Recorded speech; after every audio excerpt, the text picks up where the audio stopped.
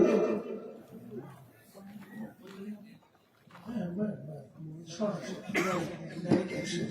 হুজুরকে হুজুরের মহামূল্যবান বয়ান পেশ করার জন্য মাহফিল কমিটির পক্ষ থেকে সবিনয় অনুরোধ করছি।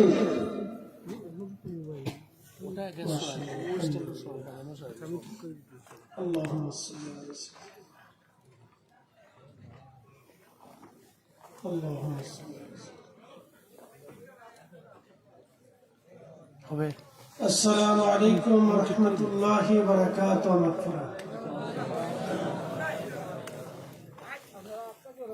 সবাই কেমন আছেন? আল্লাহ শীতের ভিতরে ভালো আছেন।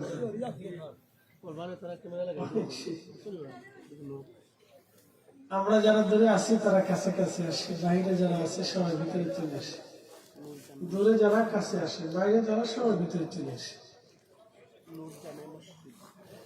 ইন্নাল হামদুলিল্লাহ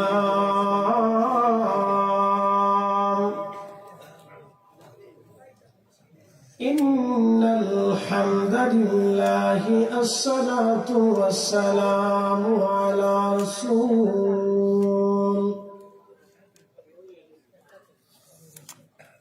আলা রাসূলিল্লাহি ওয়া আলা আলিহি ওয়া আসহাবিহি ওয়া আহলি বাইতিহি ওয়া আউলিয়া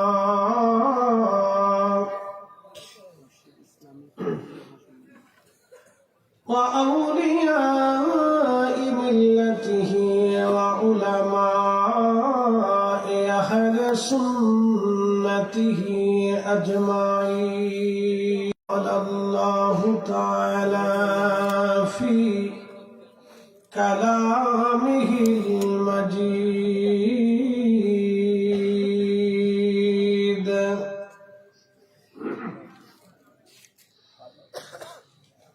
يوم يكون الناس كالفراش المبثوث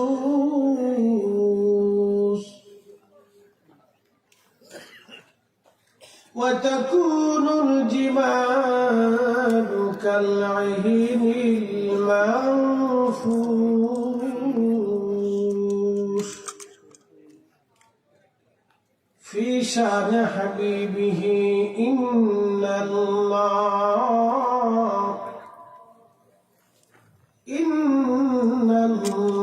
الله وملائكته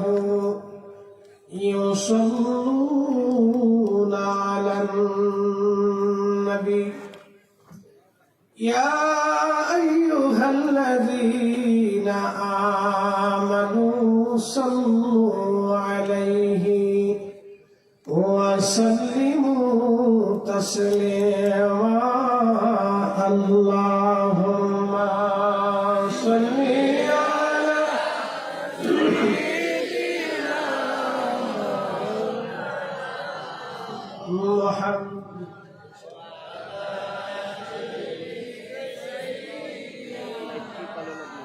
মাওলানা মহব্বতে পড়েন দুরূদ ওয়াশিক ভাই বসিয়া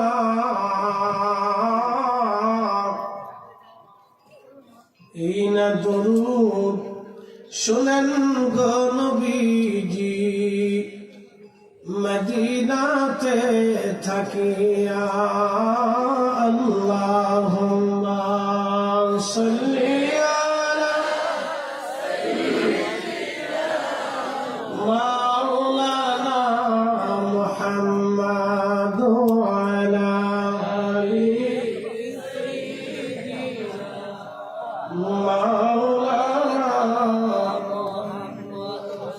বালাগাল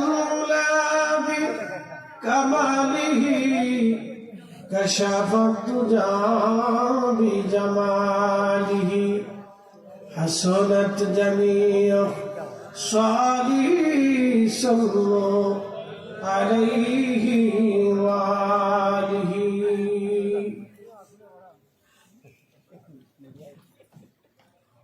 আক্কলের বাজার বাইতুল নূর জামে মসজিদ ধুলিজোড়া ইসলামী যুব সংঘের উদ্যোগে এক আজকে ষষ্ঠ বার্ষিক ইসলামী সুন্নি মহাসম্মেলনের সম্মানিত সভাপতি মণ্ডলী শেখ আকবর আলী জিহাদি সাহেব, শেখ আলতামিয়া সাহেব, শেখ আব্দুল কাদের সাহেব সহ সকল সম্মানিত মুরব্বী, মান্যবর প্রধান অতিথি আল্লামা সাহেব কেবলা ফুলতুলি রহিমাহুল্লাহের সুযোগ্য উত্তরসূরি আওলাদ আল্লামা হাফিজ ফখরুদ্দিন চৌধুরী সাহেব ফুলতুলি মদ্দাজিল্লাহু আলাইহি। আজকে সম্মানিত বিশেষ অতিথি বিশিষ্ট ইসলাম চিন্তাবিদ আপনাদের জেলার কৃতি সন্তান জনাব হযরত মাওলানা সিরাজুল ইসলাম মাসুক সাহেব এবং প্রধান বক্তা হযরত মাওলানা আব্দুল আওয়াল ফয়সাল বিন তাহের সাহেব, প্রধান আকর্ষণ বিশিষ্ট ইসলামী চিন্তাবিদ হযরত মাওলানা কারি শাহজালাল আশিকি সাহেব সহ সকল সম্মানিত অতিথিবৃন্দ, জনাব শেখ জাহাঙ্গীর আলম মেম্বার সাহেব সহ এই ধলিজুল ইসলামী যুব সংঘের সকল সম্মানিত সদস্যবৃন্দ, এলাকার গণ্যমান্য ব্যক্তি, সম্মানিত মুরব্বী, কলিজার টুকরো যুবক, পর্দানশীল আমার সম্মানিত মা বোনেরা, মাইকের আওয়াজ যত দূর পর্যন্ত যাচ্ছে সকলকে মোবারকবাদ জানাই। শুকরিয়া করি সেই মহান রবের আসমানে যিনি অনেক মানুষের ভিড়ে ঘর থেকে বাড়ি থেকে বিভিন্ন স্থান থেকে জোড়া করে এই প্রচন্ড শীতের ভিতরে মধ্যরাত পর্যন্ত বেহেশতের বাগানে বসে থাকার ধৈর্য এবং তৌফিক আল্লাহ আমাদেরকে নসিব করেছেন। শুকরিয়া আদায় করে একসাথে বলি আলহামদুলিল্লাহ। শুকরিয়া করি সেই রবের আসমানে যিনি বহু মানুষের ভিড়ে 1,24,000 নবী আলাইহিস সালামের উম্মত না বানিয়ে সমস্ত নবীদের যিনি সাইয়্যিদ শিরতাজ রাহমাতুল লিল আলামিনের উম্মত হিসেবে আল্লাহ আপনাকে এবং আমাকে পছন্দ করেছেন। পৃথিবীর বৃদ্ধকালে শেষকালে আল্লাহ আমাদেরকে কবুল করেছেন, সেই জন্য মনিবের আসমানে আলহামদুলিল্লাহ। সম্মানিত উপস্থিতি, মহাগ্রন্থ পবিত্র কুরআনুল কারীম থেকে দুটি আয়াত আপনাদের সামনে উপস্থাপন করেছি। তারই ধারাবাহিকতায় আপনাদের সামনে কিছু কথা উপস্থাপন করব। রাত্র বেশি ইনশাআল্লাহ কিছু কথা বলার এবং শোনার আল্লাহ তৌফিক নসিব করেন। আওয়াজ করে বলে আমিন। যেই মাটিতে আপনি আজ বসে আছেন 100-200 বছর আগে হয়তো এই মাটির আবাদ ছিল না। এইখানে এখন বসতি হয়েছে, 200 বছর আগে হয়তো এখানে কোনো বসতি ছিল না। 500 বছর আগে হয়তো এই জমিনটা মাঠে পরিণত ছিল, কারোই বসতি ছিল না। 100 বছর পর পর জমিন তার প্রতিনিধি পরিবর্তন করে, প্রত্যেক বাড়ি 100 বছর পর পর মালিক পরিবর্তন করে। আজকে আমরা যারা এখানে বসে আছি 100 বছর পরে আমরা এখানে কেউ থাকবো না, সবাই মাটির নিচে। কার কোথায় কোন গোরস্থানে জায়গা হবে আমরা কেউ জানি না, কিন্তু জায়গা হবে এটা সত্য। আমরা কবরে চলে যাব এটা সত্য। এই উপস্থিতি খুব মনোযোগের সাথে শুনবেন। পৃথিবী ধ্বংসশীল, এটা ধ্বংস হবে এটাও সত্য। আপনি যে সুন্দর নদী দেখেছেন সেটা এখন মৃতপ্রায়, হয়তো 100 বছর পরে নদীটাও মারা যাবে। আজকে যেখানে আপনি শহর দেখেছেন এই সময় 500 বছর আগে এখানে কোনো শহরই ছিল না, হয়তো জঙ্গল ছিল।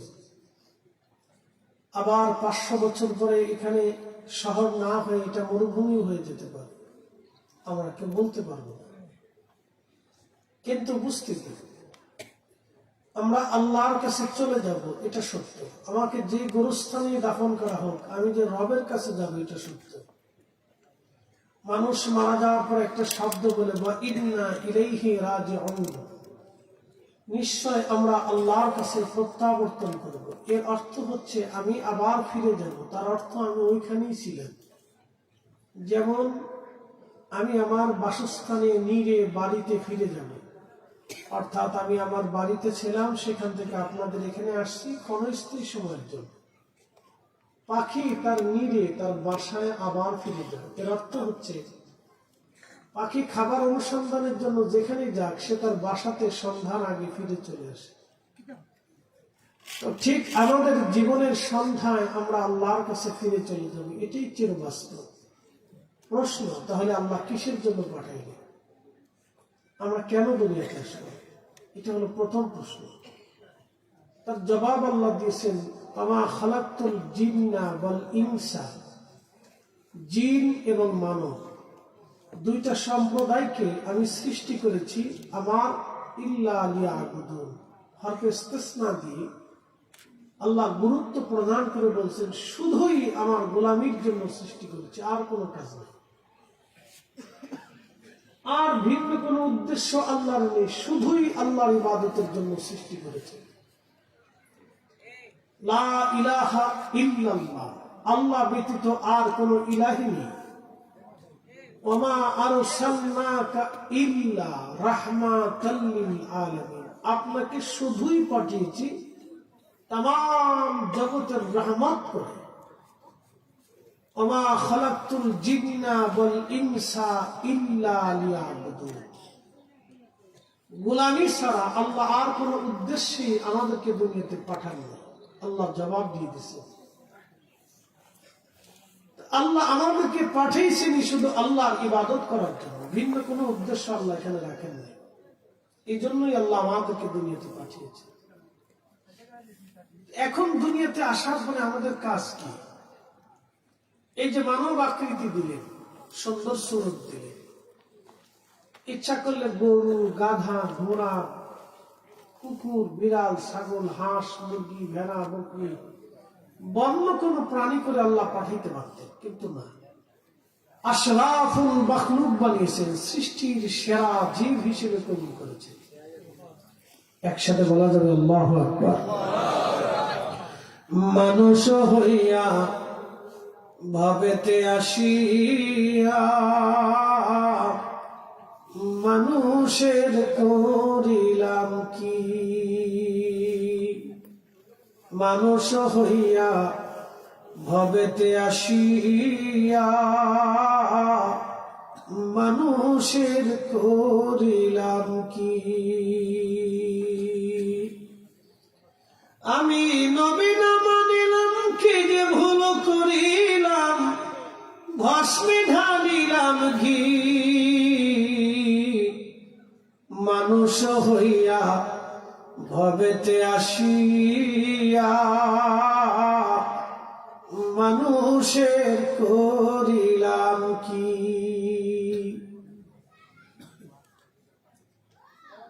উপস্থিতি, প্রত্যেকটা শ্রেণী প্রাণীদেরকে আল্লাহ স্বতন্ত্র অনুভূতি দিয়েছেন, জীবন দিয়েছেন। জীবনের ভিন্ন ভিন্ন পথ, ভিন্ন ভিন্ন রাস্তা আল্লাহ মানব জাতিকে দিয়েছেন, ভিন্ন ভিন্ন করে আল্লাহ দিয়েছেন, প্রত্যেক জাতিকে আল্লাহ দিয়েছেন।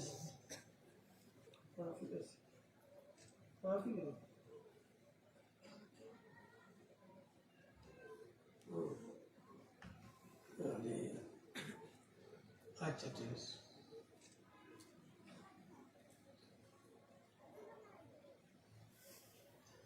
আল্লাহ রাব্বুল আলামিন প্রত্যেকটা জাতিকে স্বতন্ত্র অভ্যাস, জীবন উপক্রম আল্লাহ দান করছে। কুকুরের এক জীবন, বিড়ালের আর এক জীবন, ছাগলের আর এক জীবন, গরুর আর এক জীবন, মহিষের আর এক জীবন, বাঘের আর এক জীবন, শ্রীগালের আর এক জীবন আল্লাহ ভিন্ন ভিন্ন ভাবে দিয়ে দিছে।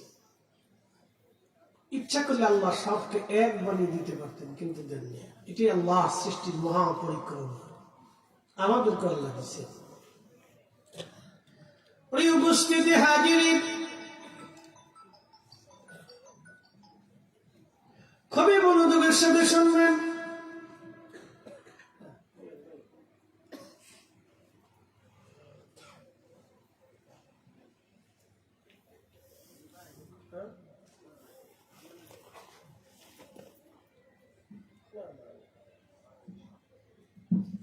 প্রিয় উপস্থিতি হাজিরিন, খুব মনোযোগের সাথে কথাগুলি শুনবেন ভাই আমার। রব্বুল আলামিন আমাদেরকে বললেন, আমি তোমাদেরকে সৃষ্টি করলাম আমার ইবাদত গোলামি করার জন্য, অন্য কোন উদ্দেশ্যে আল্লাহ আমি বানাই নাই। আল্লাহ দুনিয়াতে পাঠাইলেন, কেন বানাইলেন, কিসের জন্য রব্বুল আলামিন আমাদেরকে দুনিয়াতে পাঠাইলেন? গোলামি করার জন্য। আমাদের কাজ কি? মানব হিসেবে দুনিয়াতে আসলাম, বডি আল্লাহ মায়ের রেহেমের ভিতরে বানাইলেন, কিন্তু আত্মাটা রূহের জগৎ থেকে আল্লাহ আমাদেরকে পাঠাইলেন। وَيَسْأَلُونَكَ عَنِ الرُّوحِ قُلِ الرُّوحُ مِنْ أَمْرِ رَبِّي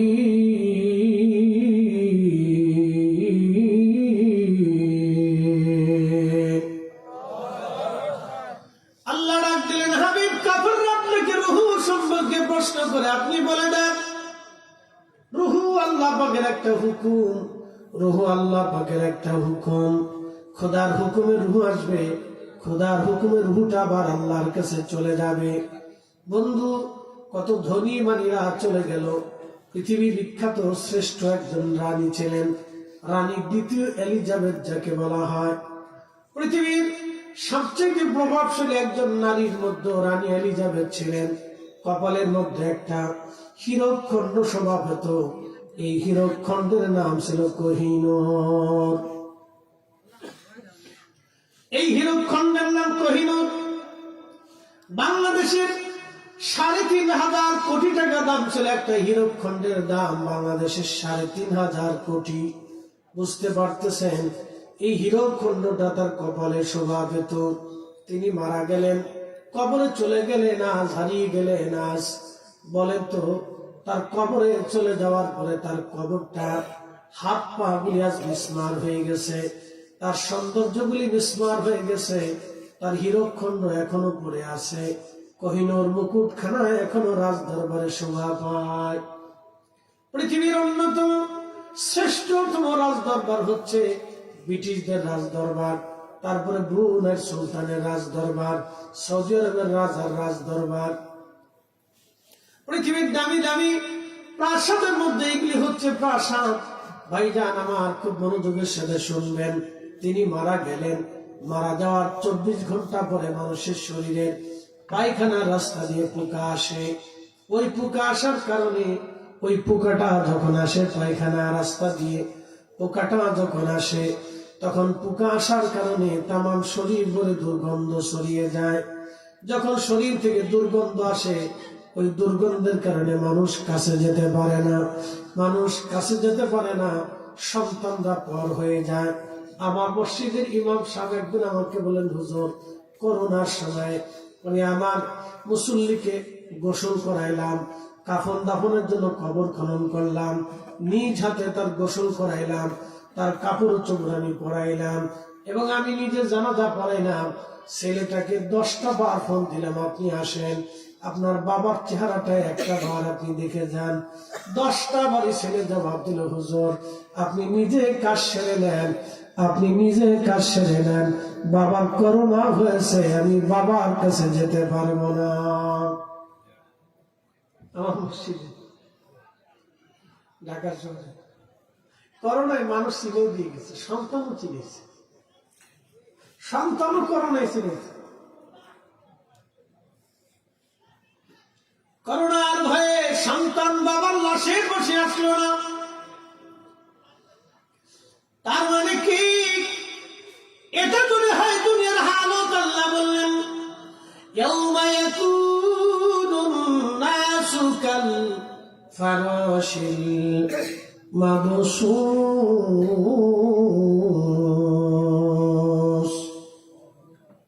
আল্লাহ বলেন সেই দিন পতঙ্গের মতো মানুষের ছুটাছুটি দৌড়াদৌড়ি করবে, পতঙ্গের মতো মানুষ ছুটাছুটি দৌড়াদৌড়ি করবে, পাগল পারা হয়ে মানুষ দৌড়াবে। তাহা কেউ কারো চেহারার দিকে তাকাবে না, সন্তান বাবা মার চেহারার দিকে তাকাবে না, বাবা মা সন্তানের চেহারার দিকে তাকাবে না। ভূমিকম্প বাংলাদেশে আঘাত করলো, এই ভূমিকম্পটা আবার আসবে। কেন আসবে? ভূতত্ত্ববিদরা বললেন 5 মিনিট পরেও আসতে পারে, অথবা 50 বছর পরেও এই ভূমিকম্পটা আসতে পারে। বলে প্রশ্ন, কেন আসবে? কত মানুষ মারা যাবে? শুধুমাত্র 8 স্কেলের ভূমিকম্প যদি বাংলাদেশে হয়, শুধুমাত্র 30 সেকেন্ডটা যদি ভূমিকম্প স্থায়ী হয়, তাহলে বাংলাদেশের 14 কোটি মানুষ ভূমিকম্পে আক্রান্ত হবে, 1 কোটি মানুষ স্পট ডেড হবে, 50 লক্ষ মানুষ শুধু ঢাকা শহরে মারা যাবে, সারা বাংলাদেশের 65% বিল্ডিং ধসে পড়বে এবং 85% ব্রিজগুলি ভেঙে যাবে। কি বুঝলেন? 1 কোটি মানুষ মারা যাবে, জানাজা দেওয়ার মতো লোকের অভাব হবে, কোটি কোটি মানুষ ল্যাংড়া কানা বোবা হয়ে যাবে। বলে হুজুর এটা কি আসবে? হ্যাঁ, এটি ভূমিকম্প আসবে। বলে কেন আসবে? ভূমিকম্প কি বঙ্গোপসাগরের নিচে যেতে পারে না? হ্যাঁ, বঙ্গোপসাগরের নিচে যেতে পারে। বলে ভূমিকম্প কেন আসবে? 14টা কারণে দুনিয়াতে ভূমিকম্প আসবে। 1 নাম্বার, যখন ন্যায় বিচার থাকবে না, ন্যায় বিচার থাকবে না, ন্যায় বিচার যখন ইনসাফ উঠে যাবে তখন ভূমিকম্প আসবে। ইনসাফ যখন উঠে যাবে, ন্যায় বিচার যখন থাকবে না, আপনি যদি একটু লক্ষ্য করেন তাম পৃথিবীব্যাপী কোনো ন্যায় বিচার নাই। বলে হুজুর কেমনে বললেন? আমি বলি, ফিলিস্তিনের 75 বছর ধরে ফিলিস্তিনি মানুষদেরকে হত্যা করা হয়, 75 বছর ধরে ফিলিস্তিনিদের জমিন দখল করা হয় এবং এই 2 বছরে 1.5 লক্ষ ফিলিস্তিনি হত্যা করা হয়েছে। আজও পর্যন্ত হত্যাকারীদের কোনো বিচার হয় নাই। 1.5 লক্ষের মতো রোহিঙ্গা হত্যা করা হয়েছে, জোর করে তাদের ভিটে মাটি থেকে রোহিঙ্গাদেরকে তাড়িয়ে দেওয়া হয়েছে, অথচ তাদের ইতিহাস 1200 বছর আগের ইতিহাস। রোহিঙ্গাদের ইতিহাস কিন্তু 200-100 বছর আগের ইতিহাস না, 1200 বছর আগের ইতিহাস। 1200 বছর ধরে যে জাতি একটা ভূখণ্ডের মধ্যে বসবাস করলো, শক্তি দেখে অস্ত্রের ভয়ে তাদেরকে ঘর থেকে বের করে হত্যা করা হলো, 1.5 লক্ষ রোহিঙ্গা মেরে ফেলে দেওয়া হলো। কিন্তু যারা মানল তাদেরকে আজ পর্যন্ত পৃথিবীর আদালত বিচারের সম্মুখীন করতে পারে নাই। মুসলমান ইরাকে 4 লক্ষ মানুষকে হত্যা করলো বুশ প্রশাসন, 4 লক্ষ মানুষকে হত্যা করলো বুশ প্রশাসন। আজ পর্যন্ত প্রেসিডেন্ট বুশকে কোনোদিনও কোন আদালতে আজ পর্যন্ত তাকে তোলা হয় নাই। তার মানে বোঝা গেল তাম দুনিয়াতে কোনো ইনসাফ বলে কোনো শব্দ নাই। এখন প্রশ্ন, তাহলে তাদের জন্য কি গজব আসছে? হ্যাঁ, এসেছে। বলে হুজুর কোন সময় আসলো? গজবের নাম হলো করোনা ভাইরাস। তাম পৃথিবীতে ছড়িয়ে গেল করোনা ভাইরাস, তাম দুনিয়াতে ছড়িয়ে গেল, লকডাউন এসে গেল, জনজীবন স্থবির হয়ে গেল, রেলপথ বন্ধ হয়ে গেল, বিমান উড্ডয়ন পর্যন্ত বন্ধ হয়ে গেল, গাড়ি চলাচল বন্ধ হয়ে গেল, ব্যবসা বাণিজ্য স্থবির হয়ে গেল, মানুষ ঘরের মধ্যে বন্দী হয়ে গেল। তারপরেও কি তারা মানুষ বাঁচাইতে পেরেছে? না। শুধু ইউরোপ মহাদেশের ভিতরে, আমেরিকা মহাদেশে প্রায় 20 থেকে 30 লক্ষ মানুষের জীবন চলে গেল। 20 থেকে 30 লক্ষের মতো মানুষের জীবন চলে গেল। কোটি কোটি মানুষ করোনা রোগে আক্রান্ত হলো। সারা পৃথিবীতে 20 থেকে 30 লক্ষ মানুষ মারা গেল। 20 থেকে 30 লক্ষ ফ্যামিলির চোখের পানি আল্লাহ ঝরাইলেন। কোটি কোটি মানুষ আক্রান্ত হলো, ডাক্তাররা পর্যন্ত মারা গেল করোনা ভাইরাসে। কি বুঝলেন? আল্লাহর গজব আসে না নাই আপনি বুঝে নেন।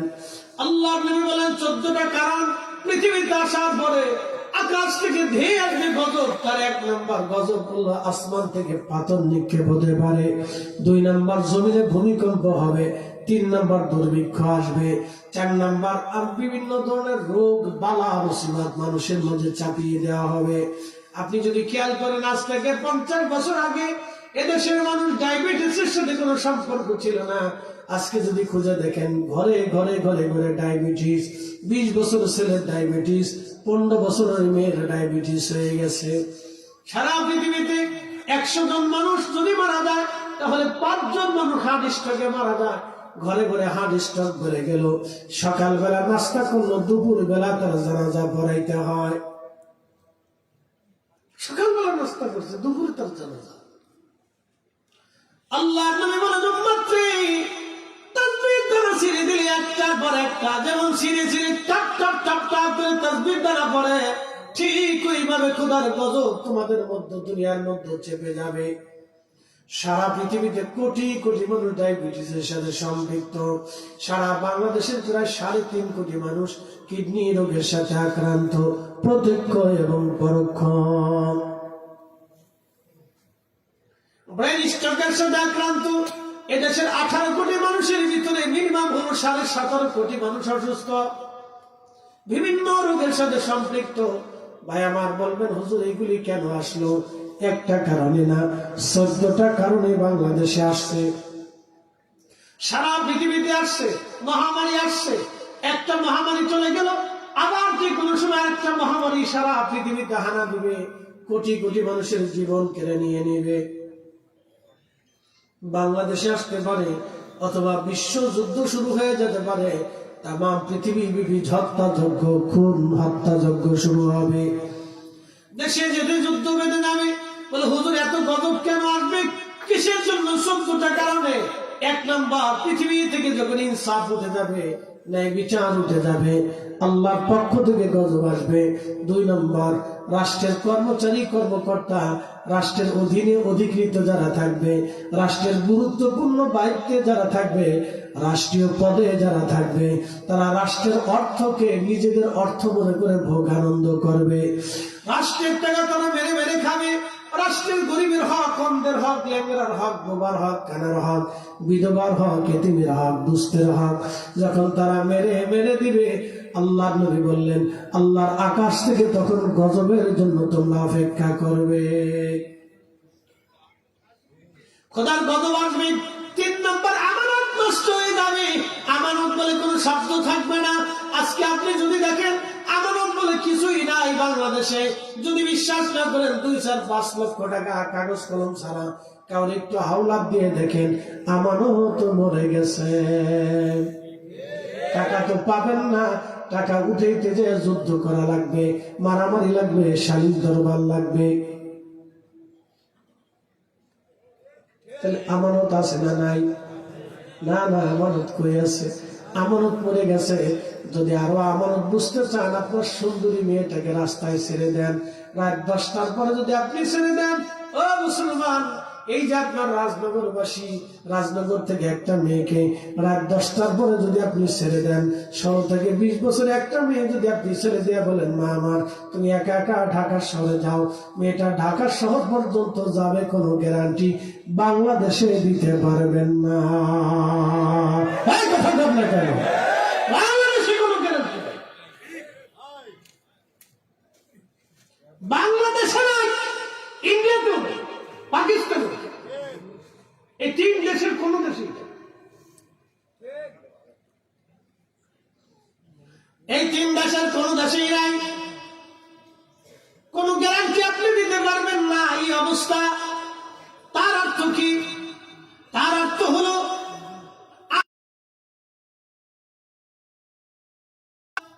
যদি আরো বিশ্বাস করতে না চান, যদি আরো বিশ্বাস করতে না চান, তাহলে আপনি আপনাকে আর একটু ভালো করে বোঝায়। ভাই আমার, 2-1 দিন মাঝে মধ্যে ঘরের দরজা খুলে বসে থাকেন, ঘরের দরজা খুলে রাত্রিবেলা ঘুমায়েন, তারপরেই বুঝবেন আমানত কোন জায়গায় মরে গেছে।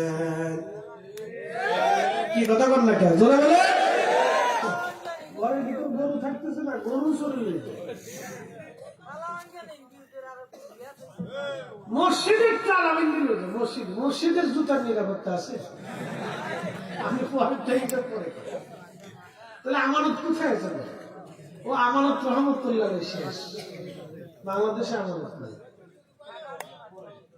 আমানত নাই। এগুলি আল্লাহর গজব, এগুলির কারণে গজব। আমি বলিনি তো, 1450 বছর আগে আল্লাহ উম্মত আমানত মেরে ফেলবে, আমানত কোনো শব্দ থাকবে না। আচ্ছা, আপনাদেরকে একটা কথা বলি, কোরআন শরীফ নাযিল হলো কত বছর বয়সে? নবীজি 40-এ। তো 40 বছর বয়সে কোরআন আসলো। বাকি জিন্দেগিতে আল্লাহ নবী কি করলেন? এই 40 বছরে কি করেছিল? এই 40 বছরে আল্লাহ নবীজি কালেমার দাওয়াত দেন, শরীয়ত ছিল না, নামাজ ছিল না, রোজা ছিল না, হজ ছিল না, যাকাত ছিল না। 40 বছরের কাজ কি ছিল? 40 বছরের নবীজি উম্মতকে আমানত শিক্ষা দিয়েছেন, সত্যবাদিতা শিক্ষা দিয়েছেন, ন্যায়বাদিতা শিক্ষা দিয়েছেন, ইনসাফ শিক্ষা দিয়েছেন, এবং তিনি গরিব দরিদ্র মেহনতি মানুষের পক্ষে দাঁড়িয়েছেন, শ্রমিকের জন্য দাঁড়িয়েছেন, বিধবার পাশে দাঁড়িয়েছেন, দুস্থের পাশে দাঁড়িয়েছেন, এতিমের হক রক্ষা করেছেন। কি কথা বলে ঠিক নেই? নবীজির ইতিহাস আপনি ভালো করে দেখেন। 40 বছর কি কাজ করছেন?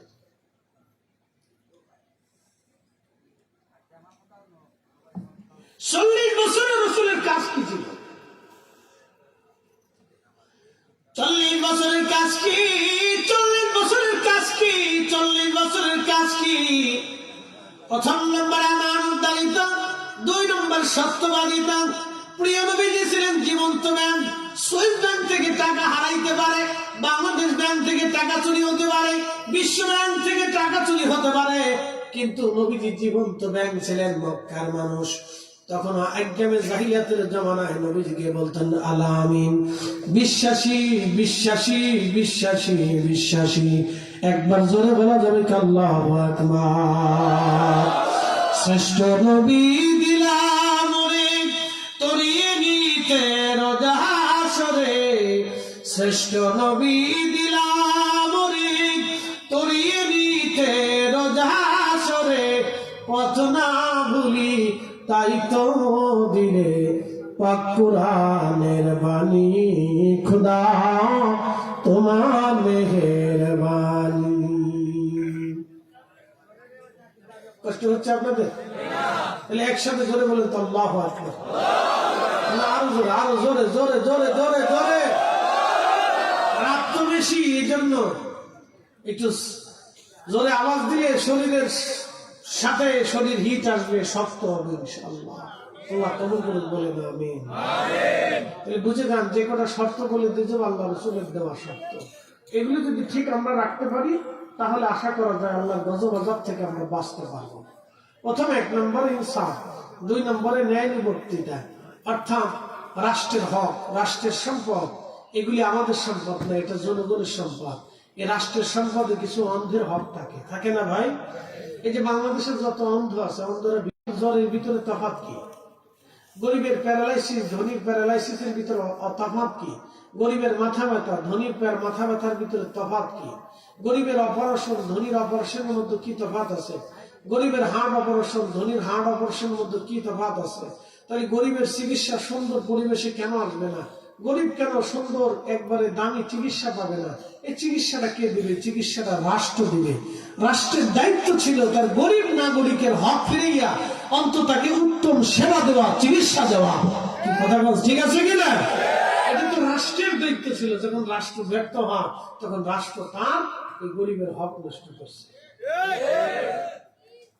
তখন ওই যে রাষ্ট্রের গুরুত্বপূর্ণ পদে দায়িত্বে যারা থাকে, কিয়ামতের ময়দানে আল্লাহ তাদেরকে জিজ্ঞাসা করবে, তুমি জবাব দিয়ে যাও সে কোনো কষ্ট করেছে। বুঝতে পারছেন? তো ওই যে এই কারণে আল্লাহ রাসূল বললেন, তিলে তিলে মানুষ কষ্ট পায়, চোখের পানি ধরাইতে থাকে। আমাদের দেশে 5 লক্ষ শিশু এতিম। কত লক্ষ? 5 লক্ষের মতো শিশু এতিম আছে, দুস্থ আছে, পথ শিশু আছে, ঘুরে ঘুরে বেড়ায়, অসুস্থ আছে। কালকে দেখলাম এক মা আর বাবা তার 2টা অবুঝ বাচ্চাদের শীতের মধ্যে রাস্তায় রেখে দিয়ে চলে গেছে। 6 ঘন্টা পর্যন্ত তাদের খুঁজে পাওয়া যায়নি, বাপ মারে খুঁজে পাওয়া যায় না। বাচ্চা বলতেছে মা বসতে বলেছিল, তার অসুস্থ ভাইটাকে সে কোলের ভিতরে নিয়ে বসে আছে, বাচ্চাটা কান্না করতেছে। আহা, এক সিএনজি ড্রাইভার দেখা 6 ঘন্টা আগে দেখছে, 6 ঘন্টা পরে দেখার পরে এই বাচ্চা দুটোরে নিয়ে গেছে। তার মা আসবে বলে রেখে দিয়ে চলে গেছে, আর ফিরে আসে না। বলেন, এরকম জালেম যদি বাংলাদেশে থাকে তাহলে এদের কারণে আল্লাহর গজব দুনিয়াতে আসবে। কথা বলেন ঠিক না বেঠে? কুকুরের বাচ্চা হয় না? কথা বলেন, কুকুরের বাচ্চা হয় না? কয়টা বাচ্চা? 6টা, 7টা, 8টা, এরকম বাচ্চা হয় না? জীবনে দেখছেন কোন কুকুর খাবারের অভাবে তার বাচ্চা রেখে পালায় চলে গেছে? তো কুকুর বাচ্চা রেখে পালাইলো না, তার মানে মানুষ তার সন্তান রেখে পালায় চলে যায়। যে নারী তার সন্তান রেখে পালাইয়া পর পুরুষের হাত ধরে পালাই চলে যায়, ও মানুষের কাতারে পড়ে না, কুত্তার কাতারে পড়ে না, শুয়োরের কাতারে পড়ে না। বলে তাহলে কোন কাতারে পড়ে? যদি বলেন হুজুর কুত্তার কাতারে পড়ে, তো কুকুরকে জিজ্ঞেস করেন। কুকুর বলে আমার 14 পুরুষে এমন কোন রেকর্ড নেই।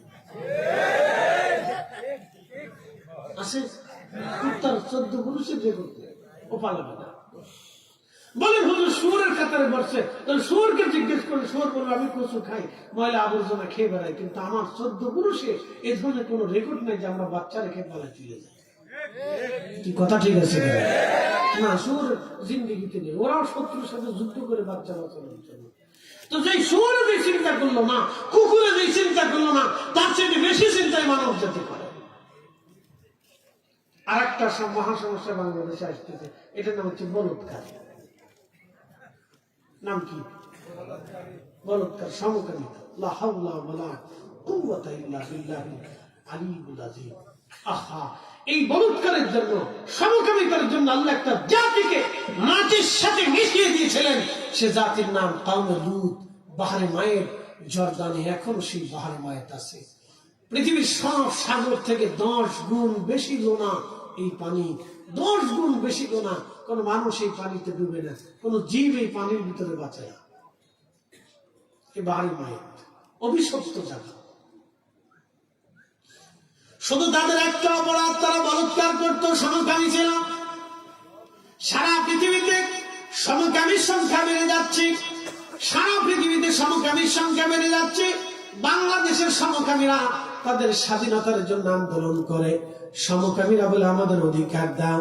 আচ্ছা বলেন, কুত্তায় কি কোনোদিন আন্দোলন করছে আমরা পুরুষ কুত্তায় আকাম করবো, আমরা অধিকার দাও? কুত্তায় চিন্তা যা করলো না, শুয়োরে যা চিন্তা করলো না, মানুষ তার থেকে বেশি চিন্তা করে ফেলছে। কথা কর না কেন? গজবদের কারণে, গজবদের কারণে আল্লাহর আসমান থেকে ধেয়ে আসবে। এই সমকামিতার কারণে পৃথিবীতে গজব আসবে, বেহায়াপনার কারণে পৃথিবীতে গজব আসবে। এত পরিমাণে বেহায়াপনা ছড়িয়ে যাবে, সারা পৃথিবীতে বেহায়াপনা ছড়িয়ে যাবে, এত পরিমাণে ছড়াবে। উন্নত বিশ্বের দিকে যদি চেয়ে দেখেন, তাহলে বেহায়াপনা এতটা নিকৃষ্ট পর্যায়ে চলে গেছে, ওরা বিয়ে করার আগে বাচ্চা হয়। এমনি তো নাউজুবিল্লাহ বলছেন। যারা মেসির ভক্ত আছেন, মেসির জিজ্ঞেস, দোস্ত আপনার বাচ্চা কটা হয়েছে? বিয়ের আগে 2টো হয়েছে। তার গার্লফ্রেন্ডের সাথে 2টা বাচ্চা হয়েছে। যারা নেইবারের ভক্ত আছেন, জিজ্ঞেস যে বন্ধু তোমার বাচ্চা কটা হয়েছে?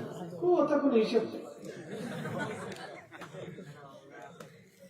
এই যারা রোনাল্ডোর মতো টাক করো, মাথা রোনাল্ডোর মতো টাক করে, বলে এই টাক কোন সিস্টেম করলে? রোনাল্ডো কাটি, নাম দিছে বাটি কাটি, মুরগা কাটি, আর কোন কত কত কাটি গেছে আল্লাহ জানে।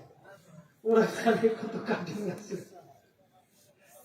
যে যাকে ভালোবাসে, আল মারু আমানা হাব্বা, তুমি যাকে ভালোবাসবে তার সাথে তোমার হাসাব নাসব হবে। এবার বুঝছে সুঝে, ফুটবল খেলা দেখেন অসুবিধা নেই, কিন্তু টেলিভিশন বাইবেন না। বাঙালি জাতির ভিতরে একটু অসুস্থতা বেশি আছে, এরা সাইকোলজিক্যাল প্রবলেমে বেশি ভুগে। তাই আসতে পারে জোরে বলে সাইকোলজিক্যাল প্রবলেম। দল করছে তো করছে, ওটার লেগে মরে যাবো, তো দল ছাড়তো না।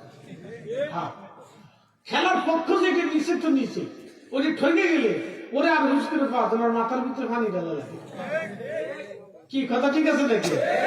এরা হলো সাইকোলজিক্যাল রোগী, এখানে আলাদা করে চিকিৎসা করার দরকার। মানসিক প্রবলেম আছে, এটা অসুস্থ, এরা নিয়ে বুড়িগঙ্গার পানি দিয়ে ভালো করে মাথা ধোয়াইতে হবে। বুড়িগঙ্গার পানি চিনছেন না? ও পানি খুব বরকতের পানি। একবার যদি গোসল করতে পারে, তো গোসল করে উঠে দেখবেন যে সারা শরীরে বাথরুম লেগে দিচ্ছে। খুব দামি পানি এটা। ওই পানিতে ওর মাথা ধোয়াইতে, ওর সাইকোলজিক্যাল প্রবলেম। যেটার পক্ষ নিচে তো নিচে, ওই ফুটবলের দল যদি ঠেকে যায় তাহলে ও আর খেলা দেখবে না, ও অসুস্থ, শীতে পড়ে যায়, 3 দিন ঘুমা। বাপরে খেলা খেলে ওরা আর্জেন্টিনা বিরা দিলে টিভি ভাঙলে ওরা বাংলাদেশে। বাঙালি এক অসুস্থ জাতি। আমি একদিন এই গত বিশ্বকাপের আগের বিশ্বকাপে আমি ইন্ডিয়াতে মা বলেছি, আল্লাহর কসম করে বলি, ইন্ডিয়াতে একটা পতাকাও নাই, একটা পতাকাও নাই। না আর্জেন্টিনা, না ব্রাজিল, না স্পেন, না ওই জার্মান, না কোনটা কোনটা সাথা কি কি আছে, একটারও পতাকা নেই। বাংলাদেশে ঢুকার পরে দেখি মরে মরে কোনায় কোনায় মানকেছে ভাই, বিল্ডিং এ, ছাদের উপরে, গাছে, তারপরে কারেন্টের খাম্বার ভিতরে 3 কিলোমিটার লং লম্বাব্যাপী 6 কিলোমিটার লম্বাব্যাপী ওই আপনার এই পতাকা ঝুলিয়ে তুই দিচ্ছে। এটা চিনা যায় না যে এটা বাংলাদেশ না আর্জেন্টিনা না ব্রাজিল না স্পেন না জার্মানি, বোঝার কোনো কায়দা নেই, কিন্তু পতাকা টানাই দিচ্ছে। আবার এখানে যদি আপনি কোন যে বাইরে ওই গরিব মানুষ না খেয়ে রয়েছে ওদের জন্য আপনারা 5,000 টাকা দেন, ওই অমুক চাষির অসুস্থতার ওষুধ কিনে দিতে হবে 2,000 টাকা দেন, তা দেবে না, কিন্তু পতাকা টিকিটটা না। তাহলে এগুলো সাইকোলজিক্যাল প্রবলেম, মনস্তাত্ত্বিক সমস্যা। ডাক্তার দেখাইতে হবে, মনোবিজ্ঞানী দেখাইতে হবে। হ্যাঁ, ওর অসুস্থতা আছে। আর যদি না সারে তাহলে ওরা ধরে নিয়ে বুড়িগঙ্গার পানি দিয়ে সুন্দর করে শুবাইতে হবে, 100টা ডুব দিতে হবে, ডুবা। তাহলে এই প্রবলেম ওর ছুটে চলে যাবে। এত অসুস্থতা পৃথিবীর কোন দেশে আছে আমার জানা? যেই দেশে বিশ্বকাপ খেলে ওদের ভিতরে বাপরে বাপ, ফুটবল খেলা নিয়ে 2 গ্রামের মারামারি, কুবাকুবিতে 3 জন নিহত, 6 জন আহত, আর 5 জনের ঠ্যাং উপরে ঝুলিয়ে তুলছে। শুনলে হ্যাঁ, ও নাম বলার দরকার নেই, সববারই ভালো। আমি জানি আমরা ফরিদপুরে সারাদিন মারামারি লাগছে, সারাদিন পিটি শহরে, পরে শেষে শুনে যে সিঙ্গারে নিয়ে যাচ্ছে। আমি শুনি আস্তে আস্তে বাঁচে দেন, আর খোদা আমার জিন্দিগির কপালটাই শেষ। সিঙ্গারে নিয়ে 5টা সিঙ্গারে নিয়ে পিটি লাগছে, সারা শহর পিটে, যে যারে পরে হেরে পিটে, লাস্টে যে যারে পড়ছে হেরে পিটেছে, পরে শুনে আর সিঙ্গারে নিয়ে মেড ইন বাংলাদেশ। আপনাদের এই নদীগঞ্জে লাগলে মারামারি একবার, সকাল থেকে সন্ধ্যা পর্যন্ত পিটে, যে যারে পরে হেরে পিটে, কি লেগেছে পিটে, লাস্টে খুঁজে দেখা যায় না এলাকায় ওই দোকানে কি নিয়ে লাগছে, যেন কেনাকাটা নিয়ে লাগছে। ঝগড়ার থেকে সূত্রপাত, সারা এলাকায় পিটে কাই রে, ওকে ধর রে, ওকে পিটে রে। আমি গেছি সেই ওই কুন্ডা নাসিরনগরে মাহফিল করতে ঢুকছি, গাড়ি নিয়ে কেমন ঢুকার পরে দেখি বাজারের ভিতর হয়েছে। তাই চিন্তা করলাম তাহলে কাজ হয়ে গেছে আজকে। আমি গাড়ি সরাইয়া স্কুলের ভিতর ঢুকে সাপতে পারি না, কিন্তু মাইকে ঘোষণা দিয়ে দিছে যার যা আছে তাই নিয়ে না। বাইরে ভাই সন্ধ্যার পরে আন্ধার রাত্রে যে যারে পারতেছে এনে মারতেছে, 3-4 জন পুলিশ আহত হয়েছে। পরে আমার গাড়ির উপরে 10-15টা দিয়ে ঢাল সরকি নিয়ে এসে আমার গাড়ি বন্ধ করেছে। এই দাঁড়া থাম থাম থাম থাম, আমি হুজুর হুজুর হুজুর ওয়াজ করে সিনে তোরা মারিস না। চিন্তা করেন কি দেশে বাস করে।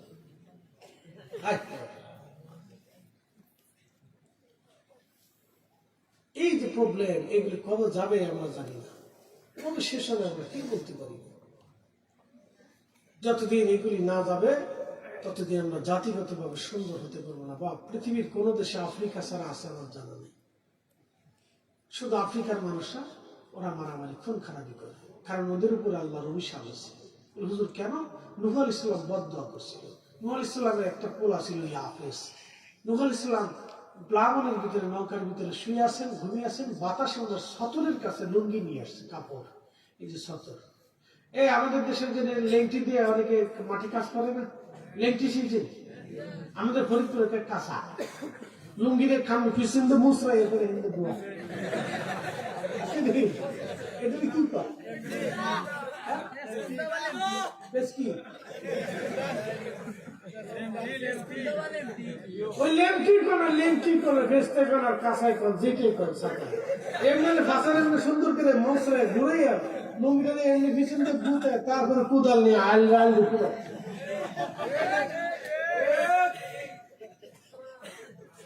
এই যে গিরের উপরে যে আপনি কাপড় উঠাবেন, ওঠানোর সাথে খরচ করতে হবে।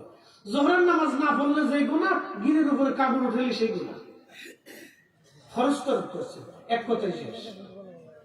আর বেডিকের হলো টাকনোর উপরে কাপড় উঠালে, এই যে টাকনো নিচে পাঁর উপরে, এই টাকনোর উপরে কাপড় উঠালে বেডিকের খরচ তরকের গুনাহ। কিন্তু বেডিরা কাপড় উপরে উঠে না, আর বেড়ারা কাপড় নামায় নিচে, বেডিরা উপরে কাপড় উঠায় উড়ে, একে বলি স্টাইল। তারপরে আবার পাঙ্কু চুঙ্কু করে রাস্তা দিয়ে আড়ে, এটা তো বলে লাভ নেই। অন বুরকালে বেডিরা টিকটক করে দিচ্ছে, বাপরে বাপ বুরকারে পুড়িয়ে কত বাপরে লইয়া তারপরে টিকটক করে। শয়তানের খালা রে, তোরা থাকতে আমার আর কোনো জ্বালা, আমি খাবো বুরকা লাগানো যেহেতু পাইছি, তাহলে আর আমার কোনো চিন্তা নেই, বাকিটা ধরা কোনো ব্যাপারই না। শয়তান কোথাকার, দেশে কি পরিমাণে যে শয়তান হয়েছে আমি চিন্তা করে বাজারে কুলাইতে পারি না।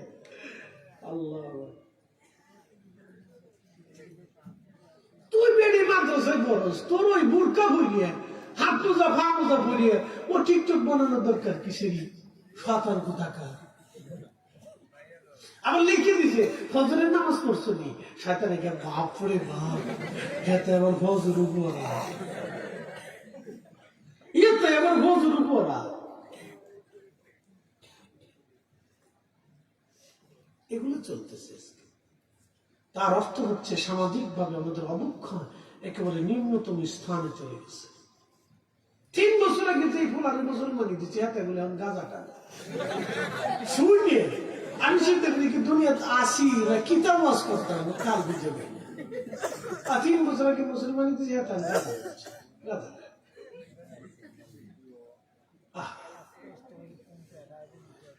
প্রিয় উপস্থিতি হাজির, প্রিয় নবী বললেন বেহায়াপনা তামাম দুনিয়াতে ছড়িয়ে যাবে। প্রকাশ্য মানুষ জানা করবে, প্রকাশ্য নারীরা নাচানাচি করবে, বেহায়াপনা হবে। তখন তোমরা খোদার গজবের অপেক্ষায় থাকবা,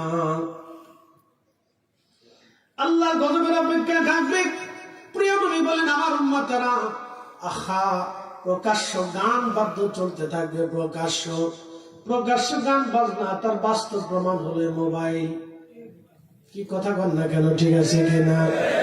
বাইরে ভাই এদেশের ল্যাংটা বয়াতেও যদি আসে তাহলে দেখবেন হাজার হাজার মানুষ গেছে গান শোনার জন্য। ওই সময় টুনা টুনি লেডা লেডি টুনা টুনি বুড়া বুড়ি, ওরে বাপরে বলুন কুতুরি কোথার থেকে আসলে গান শুনতে চলেছে। ওই পাশে মেলা হচ্ছে, মেলা কত মানুষ যে মেলার ভিতরে ঢুকছে সারাদিন। বাপরে, উত্তরবঙ্গে মাহফিলে গেলাম, ওদিকে প্রচুর মানুষ হয়। এক মাহফিলে গেছি, মেলার ভিতর যেমন নিয়ে যাচ্ছে খাবার জন্য, বাপরে বাবা আমার ঠেলে ছাড়তে পারেন এত মানুষ। যত বেড়ারা তত বেড়িরা, উড়ে বেড়ি বাপরে বাপ সব মেলার ভিতরে ঢুকছে। যত বেড়া তত বেড়ি সমানে সমানে পাল্লা দিয়ে। তার মানে বোঝা গেল মাহফিল পর্যন্ত আজকে বাদ যাচ্ছে না। পাশে কোরআন সুন্নাহর আলোচনা, পাশে বেড়া বেরিয়ে একসাথে তারা মার্কেট করতেছে, কেনাকাটা করতেছে। প্যাবু ব্যাবু প্যাবু ব্যাবু, হ্যাঁ তোমরা টাবলি যাচ্ছে লইছে। এগুলি কিয়ামতের আলামত। কথা কথা না বুবা হয়ে গেছে না, লাড়া চাড়া দিচ্ছেন না, ঠান্ডা কি জমে গেলেন কেন? একসাথে বলেন আল্লাহু আকবার, আরো জোরে বলে, আরো জোরে। আল্লাহ নবী বললেন বেহায়াপনা তামাম দুনিয়াতে ছড়িয়ে যাবে। তখন গজবের অপেক্ষা করবে, প্রচুর পরিমাণে গান বাদ্য বাজবে, এত পরিমাণে হবে প্রকাশ্যে গান বাদ্য চলবে, প্রকাশ্যে নাচানাচি হবে, প্রকাশ্য জানা হবে। আজকে প্রকাশ্য যদি জানা দেখতে চান তাহলে আপনারা বিনোদন কেন্দ্রের মধ্যে চলে যাবেন, পার্কে চলে যাবেন, বিনোদন কেন্দ্রে সি বিচ গুলিতে চলে যাবেন। যাওয়ার পরে দেখবেন বেহায়াপনার কোনো শেষ নাই। এটা তামাম পৃথিবীতে মহামারীর মতো ছড়িয়ে গেছে। আল্লাহ এই কারণে একটা রোগ দুনিয়াতে ছড়িয়ে দিয়েছেন, এই রোগের নাম হলো এইডস। তাম দুনিয়াতে যৌন রোগ আল্লাহ ছড়িয়ে দিয়েছে, ভাইরাস ছড়িয়ে দিয়েছে সারা পৃথিবী, সারা পৃথিবী ছড়িয়ে গেছে। সারা পৃথিবী ব্যাপী রোগ ছড়িয়ে গেছে, যৌন রোগ এত ভয়াবহ ভাবে ছড়িয়ে গেছে তাম পৃথিবীতে। এটা আল্লাহর পক্ষ থেকে গজব, আল্লাহর পক্ষ থেকে গজব। ধীরে ধীরে পুরুষের শক্তি কমে যাবে, নারীদের শক্তি বেড়ে যাবে। পুরুষের সংখ্যা কমে যাবে, নারীদের সংখ্যা বেড়ে যাবে। বাড়তে বাড়তে একজন পুরুষ 50 জন নারী ভাগে পাবে। এটা কিয়ামতের আলামতের সুগরার একেবারে শেষ পর্যায়ে আসবে। একজন পুরুষ 50 জন নারী ভাগে পাবে, তখন পুরুষরা নির্যাতনের শিকার হবে, নারীরা পুরুষদেরকে ধরে নিয়ে যাবে। কঠিন পরিস্থিতি হবে, তখন ভয়াবহ পরিস্থিতি এমন পর্যায়ে চলে আসবে তখন আলেম জালেম সাধারণ আর সবাই পরিস্থিতির শিকার হয়ে যাবে, ভয়াবহ শিকারের মধ্যে পড়ে যাবে তারা। এভাবে যদি চলতে থাকে, নবীজি বললেন তখন কিয়ামতের অপেক্ষা করো, বুঝবা কিয়ামত আসার বেশি সময় নাই। কিয়ামত ঘনিয়ে যাবে, মানুষের আয়ু কমে যাবে, হঠাৎ মৃত্যুর সংখ্যা বেড়ে যাবে, নানান নানান নিত্য নতুন রোগ আসবে, রোগের চিকিৎসা পর্যন্ত ডাক্তাররা খুঁজে পাবে না। আজকে বলেন তো, ডায়াবেটিস এমন একটা রোগ যার নিরাময়ের কোনো ওষুধ আজ পর্যন্ত আবিষ্কার হয় নাই। নিরাময়ের কোনো ওষুধ নেই, কোন ওষুধ নেই। পৃথিবীর এত বিজ্ঞানীরা এত গবেষণা করতেছে, এটা নিরাময়ের কোন ওষুধ নেই, কিন্তু ঘরে ঘরে ছড়িয়ে যাচ্ছে। এটা আল্লাহর গজব, যে কারো হয়ে যাচ্ছে। একবার যদি কেউ হার্ট স্ট্রোক করে জীবনে আর ভালো হবে না, একবার যদি কেউ ব্রেন স্ট্রোক করে জীবনে আর সুস্থ হবে না, না জীবনেও আর হবে না। কোনো ওষুধ নেই, কোনো ওষুধ নাই, জীবনেও আর সুস্থ হবে না, কোনো ওষুধ নাই। একবার যদি ক্যান্সার হয়ে যায় তাহলে জীবনে পরিপূর্ণ মতো সুস্থ হয় না। একবারে পরিপূর্ণ মতো সুস্থতার কোন ওষুধ এখনো হয় নাই, চেষ্টা চলতেছে ভাই আমার। এইভাবে আল্লাহর গজব তিলে তিলে নামতে থাকবে। আরো একটা কারণে গজব নবী বললেন আসবে, সন্তানরা পিতা মাতার অবাধ্য হয়ে যাবে, বাবা মা অবাধ্য হয়ে যাবে। কোটি কোটি কোটি কোটি মানুষের ভিতরে লক্ষ লক্ষ সন্তানরা বাবা মার অবাধ্য হবে। আজকে সেই সমাজ এসে গেছে, বাবা আমাকে এই দেশের 100% যুবকের ভিতরে প্রায় 80% যুবকরা বাবা মাকে মানে না। কি কথা কর না কেন? 100% এর ভিতরে 80% মানে না। 80% যুবকরা বাবা মাকে মানে না। বাবা মা নীরবে নিভৃতে নির্জনে সন্তান কর্তৃক লাঞ্ছিত হয়। সেদিন খবরে দেখলাম একজন ভদ্রলোক, তিনি ঢাকা কলেজের সাবেক ইংলিশ প্রফেসর ছিলেন। আমাদের রাজবাড়ির ট্রেন স্টেশনে বসে আছে। সাংবাদিক জিজ্ঞেস করলেন, এই বৃদ্ধ বলে আপনার পরিচয় কি? তিনি ইংরেজিতে বললেন, আমি সাবেক ঢাকা কলেজের ইংরেজি ডিপার্টমেন্টের প্রফেসর। আপনার ছেলে সন্তান? 3 ছেলে। আপনি এখানে ট্রেন স্টেশনে বলে ছেলেরা যেভাবে কথা বলে, এটা আমি নিতে পারতেছি। শিক্ষিত মানুষ তো ঠান্ডা মাথায় বলে দিলেন, ছেলেদের কথা আর ওজন আমি নিতে পারতেছি। মানে ছেলেরা দুর্ব্যবহার করে, মনের কষ্ট নিয়ে বের হয়ে চলে আসছে বাবা। বুঝেন তো, একটা শিক্ষিত পরিবারে হায়ার এডুকেটেড পার্সন, বাংলাদেশের একটা ইউনিভার্সিটি কলেজের সে ইংলিশ ডিপার্টমেন্টের প্রফেসর, তার যদি এই হালত হতে পারে তাহলে সাধারণদের কি অবস্থা হবে? বুঝুন, আপনি বুঝুন তাহলে বাংলাদেশের কি পরিবেশ আছে, কি কঠিন পরিবেশ আছে। এখন কি ওয়াজ করতাম, মাঝে মধ্যে চিন্তা করি যে কিতাব ওয়াজ করতাম, কোন দিকে ওয়াজ করবো, কেমনে বুঝাইতাম, নিজেও বুঝার কোন কিনারা খুঁজে পাই না। কিভাবে বুঝাইলে যে আপনারা বুঝবেন? পৃথিবীতে বাংলাদেশিদের মতো এত ওয়াজ পৃথিবীর কোনো দেশে হয় না ভাই। আমি মালদ্বীপে গেছি, ও দেশে কোনো ওয়াজ নেই। বাঙালিরা মাহফিল গেছে ভিলা কলেজে, আমি মাহফিল করে চলে আসছি। এটা ঘুরে ঘুরে দেখলাম সাগরের চারিপাশ দিয়ে ছোট্ট দ্বীপ রাষ্ট্র। মৌলভীবাজার শহরটা যতটুকু, মালে রাজধানীটা ততটুকু, চারিপাশে সাগর, ছোট ছোট দ্বীপ দিয়ে 1200 দ্বীপ গঠিত একটা ছোট্ট দেশের নাম মালদ্বীপ। অর্থনীতিতে আমাদের থেকে সেরা, ওদের 1 টাকা আমাদের 6 টাকা। অর্থনীতিতে আমাদের দেশ থেকে সেরা। মারামারি নাই, পিটিপিটি নাই, খুন খারাপি নাই, ডাকাতি নাই, রাহাজানি নাই, চুরি নাই, চাপটাপি নাই, ধর্ষণ নাই, পিটিপিটি নেই, খাবারে কোনো ভেজাল নাই, পণ্য সামগ্রীর ভিতরে 2 নম্বরই নেই, সিটারি নেই। সারা বিদেশেরা নির্ভীক নিয়ে ওদের দিয়ে ঘুরতেছে, কেউ কাউকে কিছু কয় না। মুসলমানরা নামাজ পড়তেছে, কোনো ভিক্ষুক নেই, কোনো ভিখারি নেই। ভিক্ষা কি করে? ভিক্ষুক যে এটা রাষ্ট্র থেকে তার প্রত্যেক মাসে মাসে ব্যাংকে টাকা চলে যায়, ফ্রি চিকিৎসা, ফ্রি লেখাপড়া, 1 টাকাও বাচ্চাদের লেখাপড়ায় টাকা দিতে হয় না। একবারে ছোট্ট থেকে বৃদ্ধ পর্যন্ত সবাই সেকেন্ড ল্যাঙ্গুয়েজ ইংরেজিতে কথা বলতেছে, অনর্গল। আমাদের বাংলাদেশে তো হায়ার এডুকেটেড পার্সন ইংরেজি ঠিক মতো বলতে পারে, কেমনি করব? ছোটকালে ক্লাস 2-তে পড়ে পোলা 2-তে পড়ে 1-এ পড়ে একটা বাচ্চা 6টা বই হাতে ধরাই দিছে, বই টানতে পারে, মা কান্দে করে বই টানে। বাচ্চা এই বই পড়বে না, অন্য কিছু শিখবে। বুঝলাম এতটুকু বাচ্চারা এত বই পড়ে তো বইয়ের ভিতরে আছে কিছু, ওরে শিখাইতে হবে কেমনে ব্যবহার করতে হবে, কার সাথে আচরণ করতে হবে, কেমনে খাইতে হবে, কেমনে চলতে হবে, কেমনে গাছ লাগাইতে হবে, ওই গাছ কেমন, ওই ফল কেমন, ওই ফলের ভিতরে প্রোটিন আছে কেমন, পুষ্টি কেমন, এটা খেলে কি হবে, এটা খাওয়া যাবে না, সত্য বলতে হবে, মিথ্যা বলা যাবে না, চুরি করা যাবে না, কারো ঠকানো যাবে না, দান করতে হবে, সহানুভূতিতা দেখাইতে হবে, মানবতা দেখাইতে হবে, ছোট্টকাল থেকে এইগুলো শিখাইতে হবে। ও 6টা-7টা বই পড়ে কেউ ওরে কি আপনি ডিসি বানাবেন? বুঝিনি কিছু। ছোটখান থেকে তো আদা পাবো না।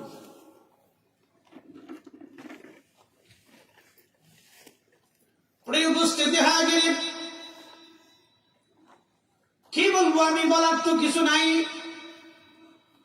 এত সুন্দর একটা দ্বীপ রাষ্ট্র, তারা এত সুখে শান্তিতে বসবাস করে, রাজনৈতিক কোনো ঝামেলা নাই, কত সুন্দর তারা তাদের দেশে বসবাস করতেছে, নামাজ পড়তেছে, কেরাত পড়তেছে। মাগরিবের নামাজের সময় দেখলাম দ্বীপের ভিতরে মসজিদের বাহিরের মাইক চালাই দিয়ে ইমাম সাহেব নামাজ পড়াচ্ছে, কোরআনের আয়াতের স্লোগান আওয়াজ সারা এলাকার মধ্যে ছড়িয়ে গেল। ইমাম সাহেবের আয়াতের তেলাওয়াত এত সুন্দর, শ্রুতি মধুর মনে হচ্ছে হারামে হারামে কোরআন তেলাওয়াত চলতেছে, এত সুন্দর, এত সুন্দর তেলাওয়াত চলতেছে, কত সুন্দর মাইকের বাহিরে আওয়াজ ছেড়ে দিছে, কোরআন তেলাওয়াত চলতেছে, নামাজ পড়তেছে। বাংলাদেশে ওইগুলো শিক্ষার করতো, ওটা বেদাত।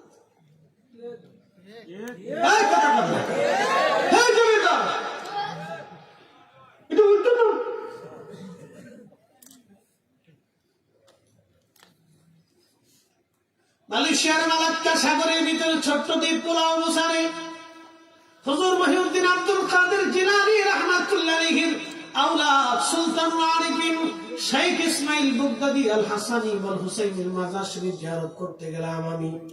সাগরের ভিতরে ছোট্ট একটা দ্বীপের ভিতরে মাজার, কত সুন্দর।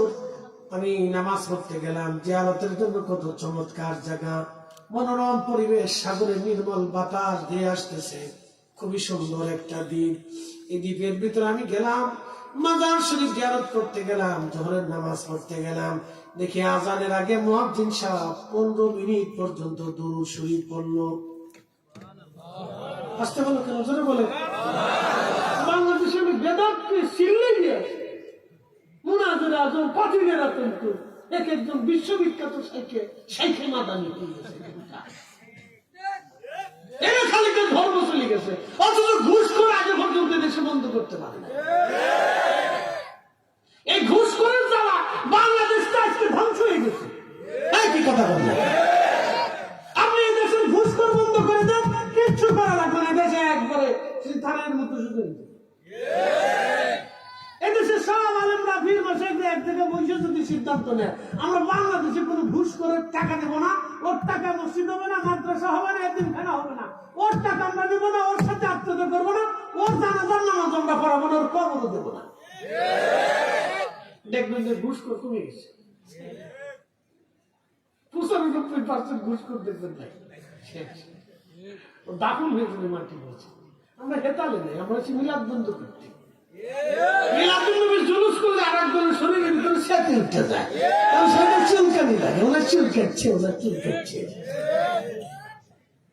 ওনার তখন চুলকানি লাগে, কষ্ট হচ্ছে আপনার। আর হাক মরল, হাক হলো তিতা, উঠতে উঠতে করল।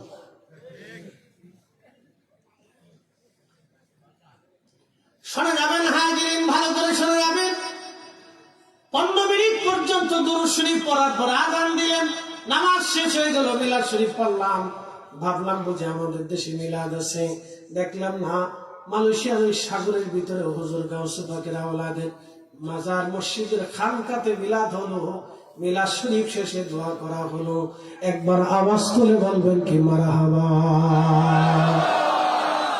মালয়েশিয়ার এই আপনার একটা অফিসিয়াল শহর আছে, এটার নাম পুত্র জায়গা, অফিসিয়াল শহর। সমস্ত অফিসগুলি ওরা ওই পুত্র জায়গাতে নিয়ে গেছে।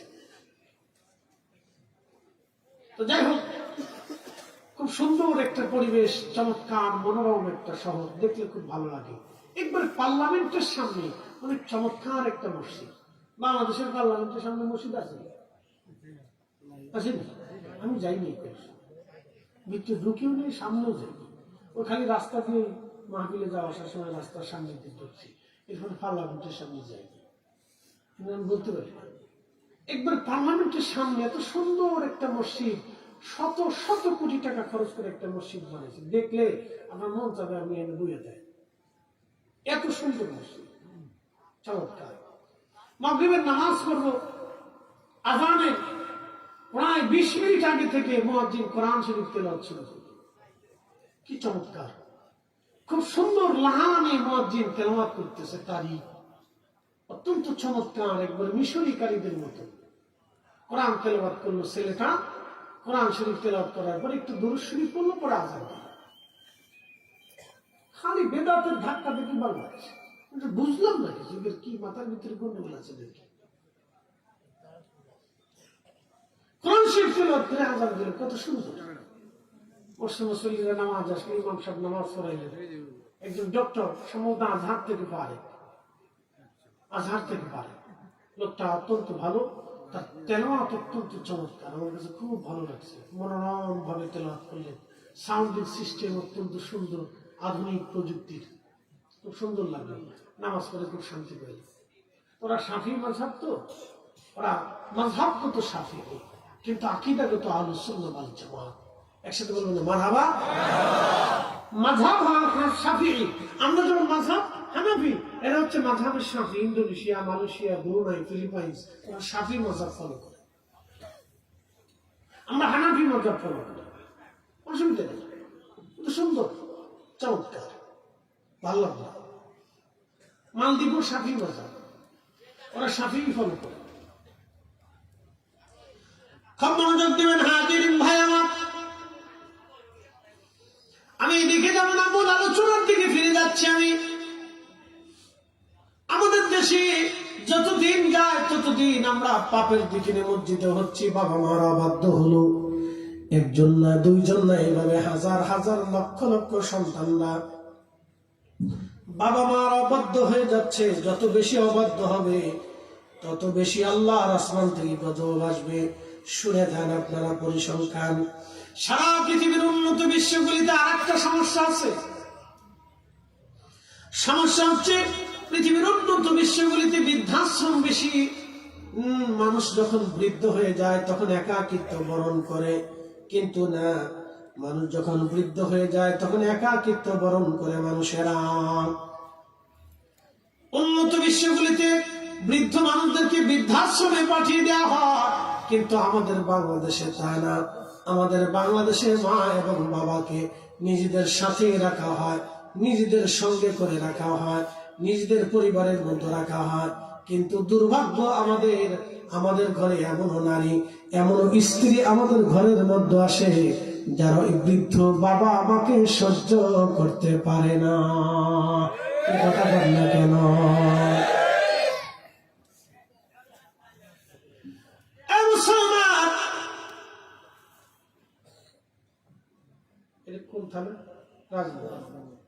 রাজনগরবাসী ভালো করে শুনে যাবেন, পৃথিবীর উন্নত বিশ্বের নারীরা জ্ঞানে বিজ্ঞানে অনেক আগানো, অনেক বড় মেধাবী, ডক্টর, ডাক্তার, উদ্যোক্তা, অর্থনীতিবিদ, ব্যবসায়ী।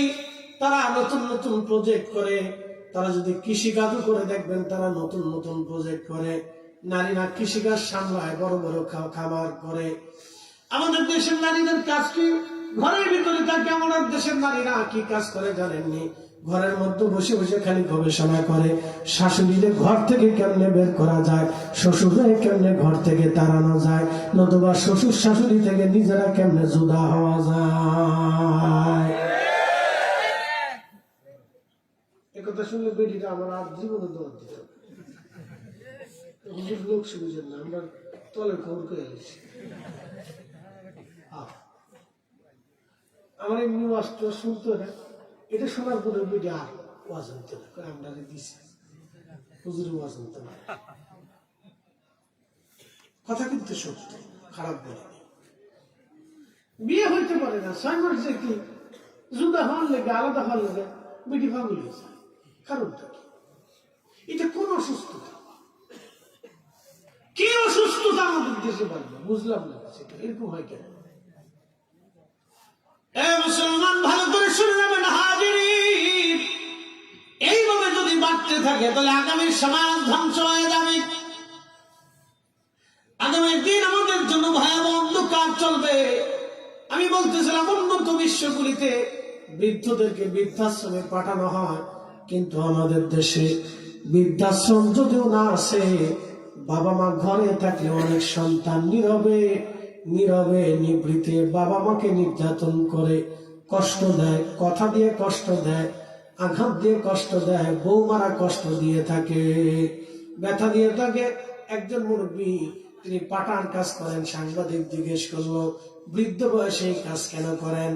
বলতেছে বাবারে আমার 8টা সন্তান আছে, 4টা মেয়ে 4টা ছেলে আমার। বললো মেয়েদের বাড়িতে আপনার জায়গা হয় না?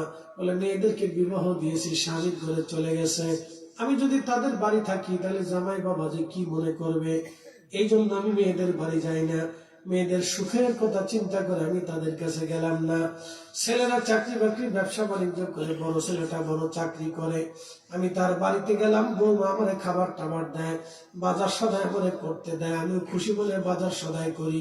বসে থাকার চাইতে বাজার সদাই করা ভালো, নাতিরাত করে জন্য বাজার সদাই করি, আমারও ভালো লাগে। কিন্তু বৌমা আমার সন্দেহ করে, বৌমা মনে করে আমি টাকা চুরি করি। বুঝাচ্ছি আউযুবিল্লাহ নাউযুবিল্লাহ, এটা পরে করো, আগে বুঝছিল দেখেন, বুঝছিল। বন্ধু আমার খুব মনোযোগ দিবেন। মুরব্বী আফসোসের সাথে বলতেছে প্রত্যেকদিন বাজার করে আনার পরে বৌমা পুঙ্খানুপুঙ্খ হিসাব নেয়, বাবা এটা কত, এটা কত, এটা কত, এটা কত, এটা কত, এটা কত। আমি টোটাল হিসাব করে বুঝাই দেই। চিন্তা করলাম বৌমা হিসাব নিতেই পারে, তার সংসার হিসাব নিতে পারে। বৌমা হিসাব নিতেছে, হিসাব করে চলতেছে, এটা ভালো। মুরব্বী বললেন নিতে পারে হিসাব, তার অধিকার আছে, তার সংসার, সে হিসাব নিতে পারে। তো একদিন 10টা টাকা উপর যে করি বেঁচেছে, তা আমার পাঞ্জাবির পকেটে টাকাটা রাখছে। আমি চিন্তা করলাম 10টা টাকা তো ছেলেরই টাকা, আমি তো বাবা, 10টা টাকা তার তেমন কিছু না। অনেক সময় বাবা বৌমারও তো 100-200 টাকা দিতে পারে, আব্বা একটা চা নাস্তা করে, আমি পকেটে রেখে দিয়েছি, তেমন কিছু মনে করিনি। কিন্তু বৌমা টাকাটা পকেট থেকে বের করে নিয়ে আমাকে বললো বাবা আপনি তাহলে বাজারের টাকা চুরি করেন। মুরব্বী বলতেছে বেটারে তোমার স্ত্রী আমাকে বাজারের টাকা 10টা টাকা বেঁচে থাকার জন্য আমাকে চোর বলেছে। বাবা আমার তাহলে আমি চলে যাচ্ছি, তোমরা থাকো। ছেলেটা বলল আব্বা মন খারাপ করো না, তোমারই তো বৌমা এখন বলে ফেলছে, আব্বা মন খারাপ করো না, বাবা তুমি থাকো। আমি বললাম বেটারে তোমরা 8টা সন্তান আমার ঘরে ছিল, 8টা সন্তানের টাকা পয়সা, খাবার দাবার, লেখাপড়া, চাকরি বাকরি পর্যন্ত, বিয়ে শাদী পর্যন্ত আমি তোমাদেরকে দিয়েছি। বাবারে জীবনে কোনোদিন আমি টাকা চুরি করি নাই। তোমাদের 8টা সন্তানকে আমি ভরণ পোষণ দিছি, বাপরে আমি টাকা চুরি করি নাই কোনোদিন। তো তোমার স্ত্রী যেহেতু আমাকে সন্দেহ করেই বসছে, তাহলে এখানে আর থাকা যাবে না, তোমার সংসারে অশান্তি আসবে, তোমাদের সুখের জন্য আমি চলে যাচ্ছি, তোমাদের জন্য দোয়া করি। আপনি বলেন তো লোকটা চলে গেছে ঠিক আছে, কিন্তু বুকে তো অনেক বড় ব্যথা নিয়ে চলে গেছে, তাই না? তো শিক্ষিত মানুষরা এরকমই করে, তারা বেশি হয়তো ঝড়ঝঞ্ঝাল করে না, ঝগড়া ফসদ করে না, হাই হুতাশ করে না, তারা নিভৃতে চলে যায়। এরকম যদি বাড়তে থাকে তাহলে আগামীর দিন কোথায় আসবে? আপনার জীবনে এটা হতে পারে। এই জন্য এখনই আমাদের সন্তানদেরকে যদি আমরা না শিখাইতে পারি, এখনই যদি আমরা আমাদের সন্তানদেরকে মানুষের মতো মানুষ তৈরি করতে না পারি, তাহলে আগামী দিন বৃদ্ধাশ্রম আপনার আমার জন্য অপেক্ষা করবে। এখনই সতর্ক করতে হবে। বাংলাদেশের মতো পৃথিবীর কোন দেশে এত আওয়াজ হয় না, কিন্তু বাংলাদেশের মতো পৃথিবীর উন্নত কোন দেশে মসজিদে জুতা চুরি,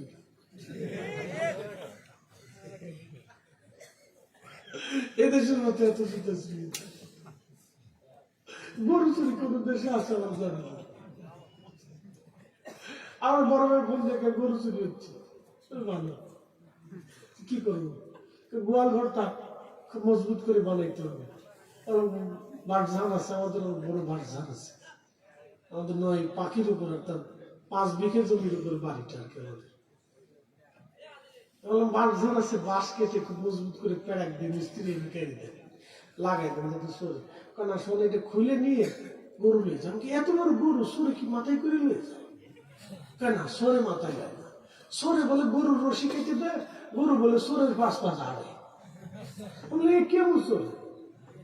আগে শুনছিলাম সরে বলে এই মানুষের শয়তানের নিঃশ্বাস দিলে এই টাকা পয়সা সোনা যা আছে সব লয়ে যায়, এটা বলে এমনি এমনি দিয়ে দেয়, তো লয়ে যাও। তো গরু এমনি শয়তানের নিঃশ্বাস দেয়, দিয়ে আমার 5 পা সর। গরু বলে সরের 5 পা ঝাড়ে, গরু সোর সামনে থাকে, গরু বলে কিছু কিছু হাঁটে। এটা কোন কায়দা? এইরকম সোর যদি বাংলাদেশে হয় তো গরু একটাও থাকতো, গরু যাইব না। এই অবস্থা চলতেছে। উম্মতে মুহাম্মাদি গরু চুরি করে, এই কথা বললে ইজ্জত থাকে? এই উম্মত গরু চুরি করে, এই কথা বললে সম্মান থাকে? কি করে সম্মান থাকবে বলেন তো? যেই নবীকে এই রজব মাসে রব্বুল আলামিন মেরাজের রাত্রিবেলা নিয়ে 7ম আসমান পাড়ি দিয়ে আল্লাহর আরশে মুআল্লার ভিতরে নিয়ে আল্লাহর সাথে গল্প করেছে, রাসূলের সাথে আল্লাহ গল্প করেছে। রাইতু রাব্বা আজ্জা ওয়া জাল্লা ফি হাসানি সূরতি, আমি আমার রবকে সেই দিন উত্তম সূরতে দেখেছিলাম। একসাথে বলা যাবে আল্লাহু আকবার। না হয় না, আরো জোরে বলেন আল্লাহু আকবার। সেই নবীর উম্মত গরু চুরি করে, সুদ খায়, ঘুষ খায়, অন্যের জমি মেরে দিচ্ছে, টাকা মেরে দিচ্ছে, অন্যের হাট মেরে দিচ্ছে, দোকান চুরি করছে, অন্যের দোকান মেরে দিচ্ছে। আহা, এত বড় দামি নবীর উম্মত আমরা, আমাদের একটু স্মরণ করা উচিত। আমরা শ্রেষ্ঠ নবীর উম্মত, শ্রেষ্ঠ নবীর শ্রেষ্ঠ উম্মত, আমাদের দ্বারা এই কাজ শোভা পায় না, এটা আমাদের দ্বারা হতে পারে না। তেলের গাড়ি তেলে চলে, হাওয়ার গাড়ি হাওয়ায় উড়ে, বিনা তেলে চালাই গাড়ি নবী সুলাইমান। আমরা সেই মুসলমান, আমরা সেই মুসলমান, আমরা সেই মুসলমান। ও রাজনগরবাসী, কোন ভাষা দিয়ে বললে যে আপনি বুঝবেন, কিভাবে বললে যে আপনি বুঝবেন, কেমনে বললে যে আপনি দিন বুঝবেন, দিনের আসল মজাটা আপনারা শিখাই দিয়ে যাই। ভাই আমার, আমাদের বডির মধ্যে 3টা পার্ট আছে। একটা পার্ট হলো বাহিরে, আর একটা পার্ট হলো ভিতরে, আর একটা পার্ট হচ্ছে আত্মা। বাহিরে ময়লা লাগলো, ধরেন এখানে গরুর গোবর লাগছে, পানি দিয়ে ধৌত করলেন, পছন্দ না হলে সাবান যদি দিয়ে দেন তাহলে এখানে পাক হয়ে গেল, সাফ হয়ে গেল, পবিত্র হয়ে গেল। আপনি ওযু করলেন, আপনি পবিত্র হয়ে গেলেন। পেশাব লেগে গেছে বাচ্চা, পেশাব পানিতে ধুলেন, পবিত্র হয়ে যাবে। যদি ভালো না লাগে সাবান দিয়ে ধুলেন, তাহলে আপনার হাত একবারে পরিষ্কার হয়ে গেল, পরিচ্ছন্ন হয়ে গেল। কিন্তু বলেন তো, মানুষের বডির মধ্যে ময়লা জমলে, মানুষের বডির ভিতরে যদি হারাম যায়, নাপাক লাগে, তাহলে সেই নাপাক আপনি কোন পানি দিয়ে ধোবেন? আমার হাতের চা, আপনি চা খাবেন, এই চায়ের বদলে যদি এখন আপনি মদ পান করেন, তাহলে মদ পান করতে দেরি হবে, আপনার শরীরের ভিতরে নাপাক হতে দেরি হবে না, কারণ আপনি হারাম খেয়েছেন। এখন যদি আপনি শুয়োরের গোশত দিয়ে রান্না করে, বিরিয়ানি রান্না করে খান, আপনার শরীর সাথে সাথে নাপাক হয়ে যাবে, কারণ আপনি শুয়োরের গোশত হারাম খেয়েছেন। সুদের টাকা দিয়ে খাসির গোশত কিনলেন, খাওয়ার সাথে সাথে আপনার শরীর নাপাক হয়ে যাবে। ঘুষের টাকা দিয়ে গরুর গোশত কিনলেন, খাওয়ার সাথে সাথে আপনার শরীরের ভিতরে নাপাক হয়ে যাবে। 30 বছর ধরে একজন ভাই তার বোনের জন্য বুঝাই দিল না, 30 বছর করে ভাই বোনের জমি বুঝাইল না, বোনের জমিটা ভাই বুঝাই দিল না। 30টা বছর পার হলো, বোন এসে বলে ভাই দিবি না পরে নিস, দিবি না পরে নিস, দিবি না পরে নিস। এইভাবে বলতে বলতে 30টা বছর পার করে ফেললো, ভাইটা বোনের জমিটা বুঝাই দিল না। বোন চিন্তা করলো, আমি যদি চেয়ারম্যান মেম্বারদের সমাজে বিচার ডাকি তাহলে সমাজ আমাকে কি বলবে, অথবা আমি আমার ভাইয়ের বিরুদ্ধে যদি বিচারে ডাকি, মা মরে গেছে, বাবা মরে গেছে, ভাই ছাড়া তো আর আমার এখন আপন কেউ নাই। আমি যদি আমার এই ভাইয়ের বিরুদ্ধে বিচার ডাকি তাহলে জীবনে কোনোদিন ভাই আমাকে তার ঘরে দরজা খুলবে না। ভাই ছাড়া তো আমার আর আপন কেউ নাই, আমার আত্মীয় স্বজন তো আর কেউ নাই, ভাই ছাড়া আমার দরদি তো আর কেউ নাই। কিন্তু ভাই তো জমি দেয় না, বোনের মামলা দেয় না, নিবৃতে নির্জনে বোনটা সহ্য করে চলে গেল। কবরে যাওয়ার আগ পর্যন্ত ভাই বোনের জমিটা বুঝাই দিল না। এখন আপনাদেরকে প্রশ্ন করে জবাব দিবেন, বোন তো জমির মামলা ছাড়ে নাই, বোন তো তার অধিকার ছেড়ে দেয় নাই, মনের কষ্ট নিয়ে বোন কবরে চলে গেল, ভাইটা 30টা বছর ধরে বোনের জমি খায়। এখন আপনারা বলেন, 30 বছর ধরে যে খাবারটা ভাইটা খাইলো বোনের জমি থেকে, ওই খাবারটা হালাল না হারাম? না না হয় না, আরো জোরে বলেন। যদি হারাম হয়ে থাকে তাহলে আপনারা বলেন 30 বছর ধরে একটা লোক যখন হারাম খায়, ওই হারাম খাওয়ার কারণে তোর শরীর নাপাক হয়ে গেল, তাই আসতে বলবেন না, জোরে বলেন। তার শরীর নাপাক হয়ে গেল, এখন নামাজের শর্ত হলো শরীর পাক, কাপড় পাক, জায়গা পাক। তো শরীরে যদি নাপাক হয় তাহলে কাপড় পাক দিয়ে কি হবে, জায়গা পাক দিয়ে কি হবে? তার মানে বোঝা গেল 30 বছর ধরে সে নামাজ পড়ে কিন্তু নামাজির নামাজ হলো না। আস্তে কোন না ভয় পাইতেছেন, একসাথে ধরে বলেন ঠিক না বেঠে?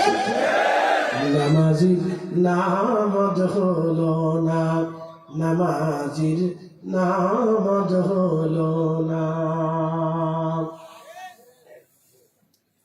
30 বছর ধরে তার নামাজ হয় না।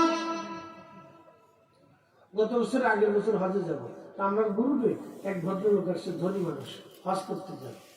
তো মাল্লিম বললো আপনি তো ঢাকায় বাড়ি গাড়ি আছে, তো হজ আপনি 21 লাখ টাকার প্যাকেজ নেন, নাহলে 11 লাখ টাকা নেন, আপনি 6 লাখ টাকার প্যাকেজ নেবেন, এটা তো খুব গরিবানা প্যাকেজ, কষ্ট হবে আপনার, একটু মক্কা থেকে দূরে রাখতে হবে, খাবার দাবার সুবিধা হবে না, হোটেল বেশি মানসম্পন্ন হবে না। তো বেটা বলতেছে হুজুর শোনেন, আমার বাড়ি গাড়ি যাই থাকবে সব ঘুষের টাকা দিয়ে, এই সুট্টামি টাকা দিয়ে করা, এগুলো সব হারাম। মাসলা বুঝে চলে দেখছি না হারাম, কিন্তু ওই হজের জন্য যে 6 লাখ টাকা জোগাড় করছি, এটা আব্বার জমি টমি বেশি, আমি যেটা ভাগে পেতাম ওটা বেশি দিয়েছি, হালালটা জোগাড় করছি। আমি জানি হারামটাই হজ হইতো না।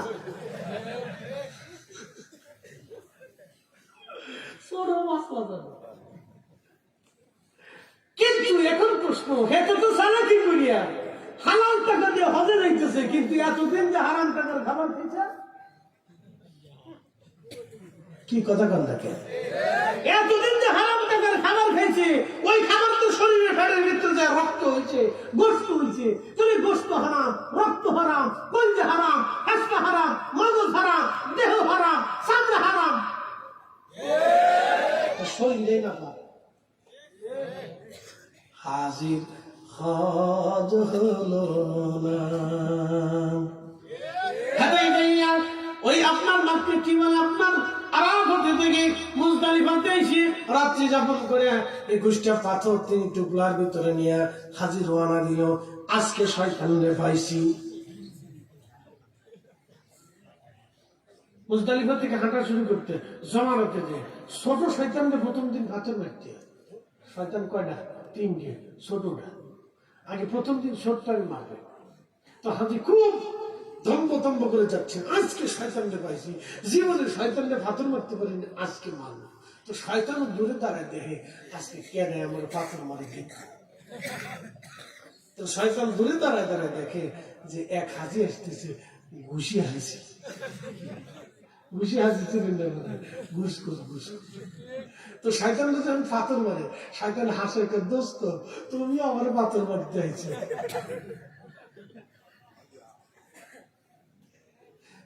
মুসলমান খুব মনোযোগ দিয়ে শুনলেন,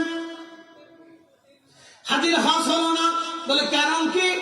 খাবার হারাম, রোজাদারের রোজা হলো না, বলে কি খাবার হারাম। আচ্ছা আপনাদেরকে বলি, ইফতার করার সময় শরবত খান না? এখন যদি এক গ্লাস মদ দিই, ইফতার করবে? জোরে বলে, আরো জোরে বলে। পানির ভিতরে যদি এক ফোঁটা গরুর পেশাব দিয়ে ইফতার করেন, করবে? কারণ কি? হারাম। জোরে বলেন, কারণ কি? একসাথে বলে, জোরে বলে। শিখাই দিয়ে যায়, ইসলাম শিখে মানুষকে, ওটা হারাম। যদি এক ফোঁটা গরুর পেশাব দিয়ে শরবত বানানোর শরবত আপনি সারাদিন পরিশ্রম করে রোজা থাকার পরে যদি খেতে না চান, তাহলে সুদের টাকা দিয়ে যেই বেটা খেজুর কিনে আনলো, ওই বেটার খেজুরের অবস্থা কি? রোজা হবে? রোজাদারের রোজা হলো না। কি কথা কন না কেন, ঠিক কিনা? এই জন্য ইসলাম আমাদের মৌলিকটা বুঝতে হবে। এই জন্য খালি সুরতে মুসলমান হয়ে না, নীতিতে মুসলমান হতে হবে। কিসে মুসলমান? নীতিতে মুসলমান হতে হবে। শুধু সুরতে মুসলমান হয়ে না, নীতিতে মুসলমান হতে হবে, নীতিতে মুসলিম হতে হবে। আল্লাহ আমাদেরকে নীতির মুসলমান হওয়ার তৌফিক দান করুন। যারা বলেন আমিন। জবান খুলে দেন, একটু মহব্বতে জিকির করেন আল্লাহ আল্লাহ। আওয়াজ করে জবান খুলে, আরে ফুলাবান জীবিত আছে নাম শুনতে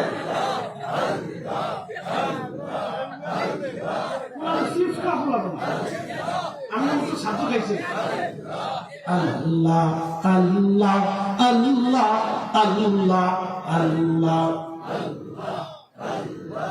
আল্লাহ তোমার লীলা খেলা কেউ বোঝে কেউ বুঝে না।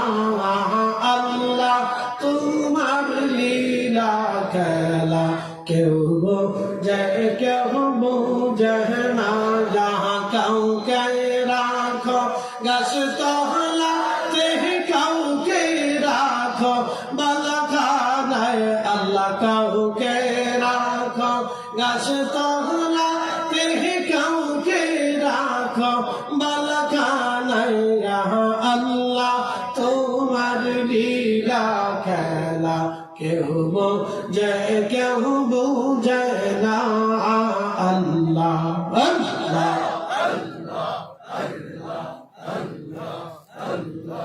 ইব্রাহিম তোমার নবী ছিল, নমরুদের আগুনে ফেলল।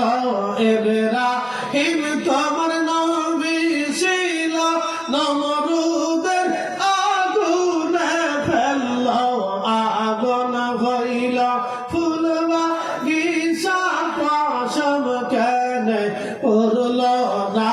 আল্লাহ আগুন হইল ফুল বাগিচা, পশম কেন পড়ল না। আল্লাহ তোমার লীলা খেলা কেউ বোঝে কেউ বুঝে না।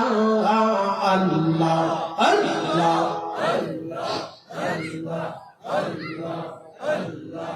ইউনুস তোমার নবী ছিল, মাসে তারে গিলে ফেলল।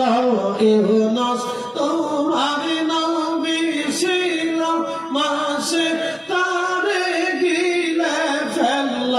মাসের পেটে রইলেন ইউনুস, হজম কেন হইল না। আল্লাহ মাসের পেটে রইলেন ইউনুস, হজম কেন হইল না। আল্লাহ তোমার লীলা খেলা কেউ বোঝে কেউ বুঝে না। আল্লাহ আল্লাহ কাউকে রাখো গাছ তলাতে, কাউকে রাখো বালাখানায়। আল্লাহ কাউকে রাখো গাছ তলাতে, কাউকে রাখো বালাখানায়। আল্লাহ তোমার লীলা খেলা কেউ বোঝে কেউ বুঝে না।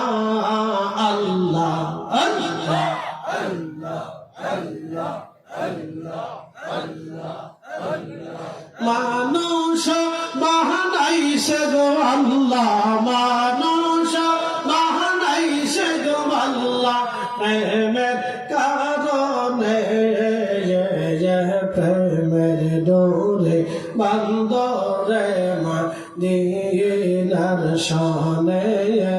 আল্লাহ আল্লাহ আল্লাহ আল্লাহ আল্লাহ বানা ইলাম কত জাতি, হইল না তোর প্রেম প্রীতি। আল্লাহ বানা ইলাম কত জাতি, হইল না তোর প্রেম প্রীতি। অবশেষে মানুষ বানায়, অবশেষে মানুষ বানায় প্রেমের কারণে। প্রেমের ডোরে বান্দরে মদিনার শানে। আল্লাহ আল্লাহ মানুষ বাহানাইছে গো আল্লাহ, মানুষ বাহানাইছে গো আল্লাহ, প্রেমের কারণে প্রেমের ডোরে বান্দরে মদিনার শানে। আল্লাহ আল্লাহ আল্লাহ বানাইলেন আসমান জমিন, আর বানাইছেন রহমত রোজার দিন। হাবিবকে পাঠাইলেন গো আল্লাহ, আদমকে বানাইলেন গো আল্লাহ, প্রেমের কারণে প্রেমের ডোরে বান্দরে মদিনার শানে। আল্লাহ আল্লাহ লা ইলাহা ইল্লাল্লাহ মুহাম্মাদুর রাসূলুল্লাহ সাল্লাল্লাহু আলাইহি ওয়াসাল্লাম। আরশো से ज्यादा मर्तबा वाला रोज़े रसूलुल्लाह का उनसी रोज़े अनवर पर गुनाहगार की लाखों सलाम। या नबी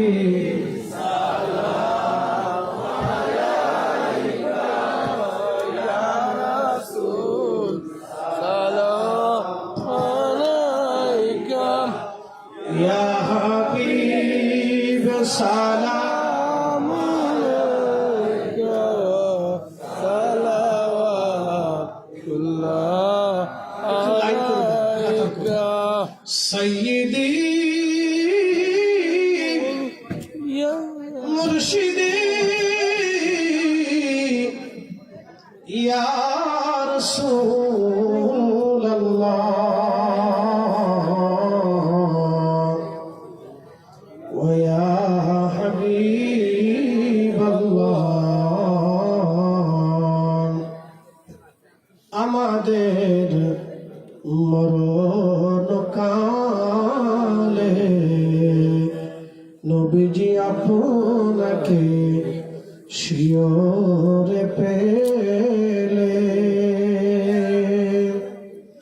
থাকবে না মরণ যন্ত্রণা, এই শুধু মনের বাসনা। ইয়া নবী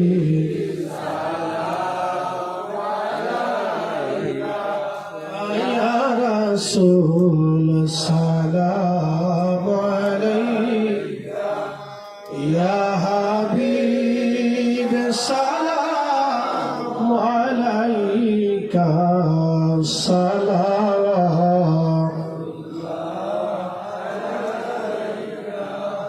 সৈয়দি মুর্শিদি ইয়া রাসূলুল্লাহ,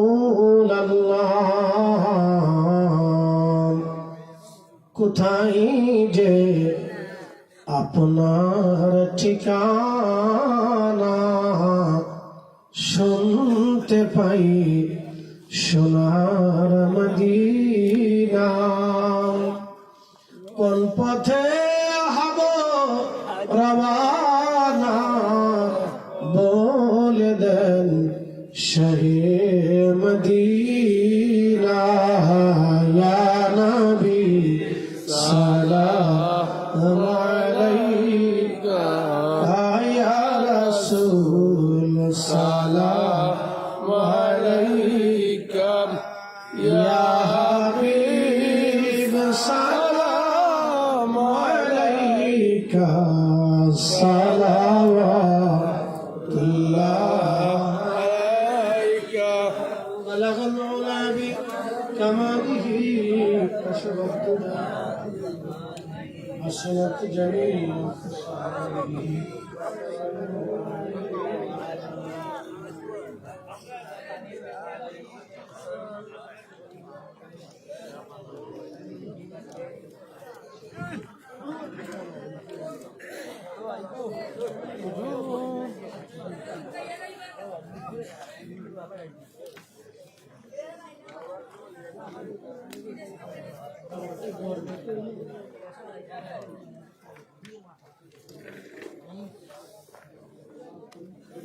استغفر الله ربي من كل ذنب واتوب اليه، لا حول ولا قوة إلا بالله العظيم، ولا قوة إلا بالله। মনিবের আসমানে ভিখারি বেশে আমরা সকলে হাত তুলে বলি আল্লাহুম্মা আমিন। ربنا آتنا في الدنيا حسنة وفي الآخرة حسنة وقنا عذاب النار। رب العالمين আকলের বাজার বাইতুল নূর জামে মসজিদ ধুলিগড় ইসলামী যুব সংঘের উদ্যোগে আজকের মাহফিল, ষষ্ঠতম মাহফিল তুমি কবুল করে নাও আল্লাহ।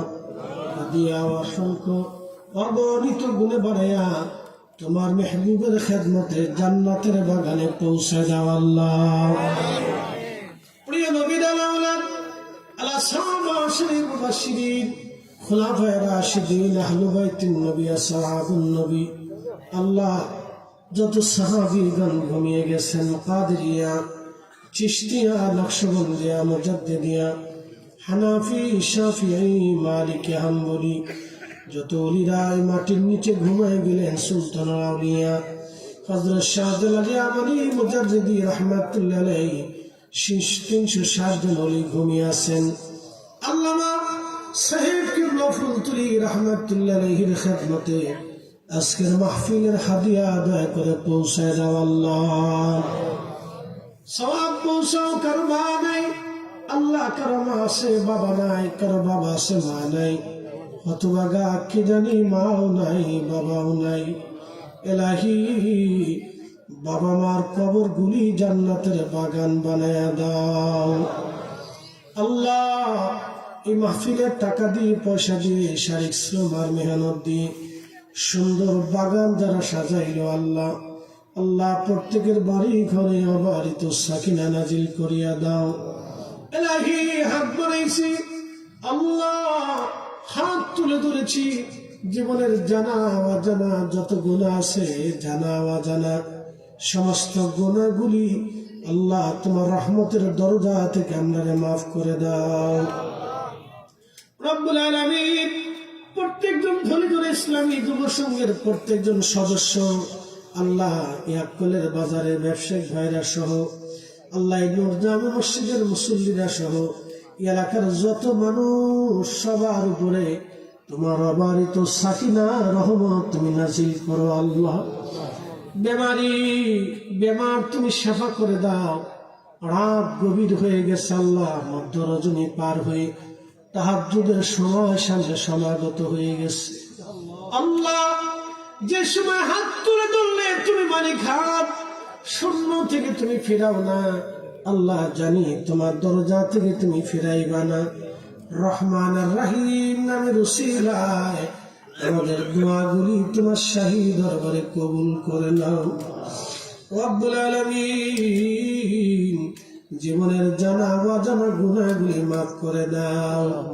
মুসা নবীর করছ গোদায় আল্লাহ, তোর পাহাড়ে ডাকিয়া আমরা রেডি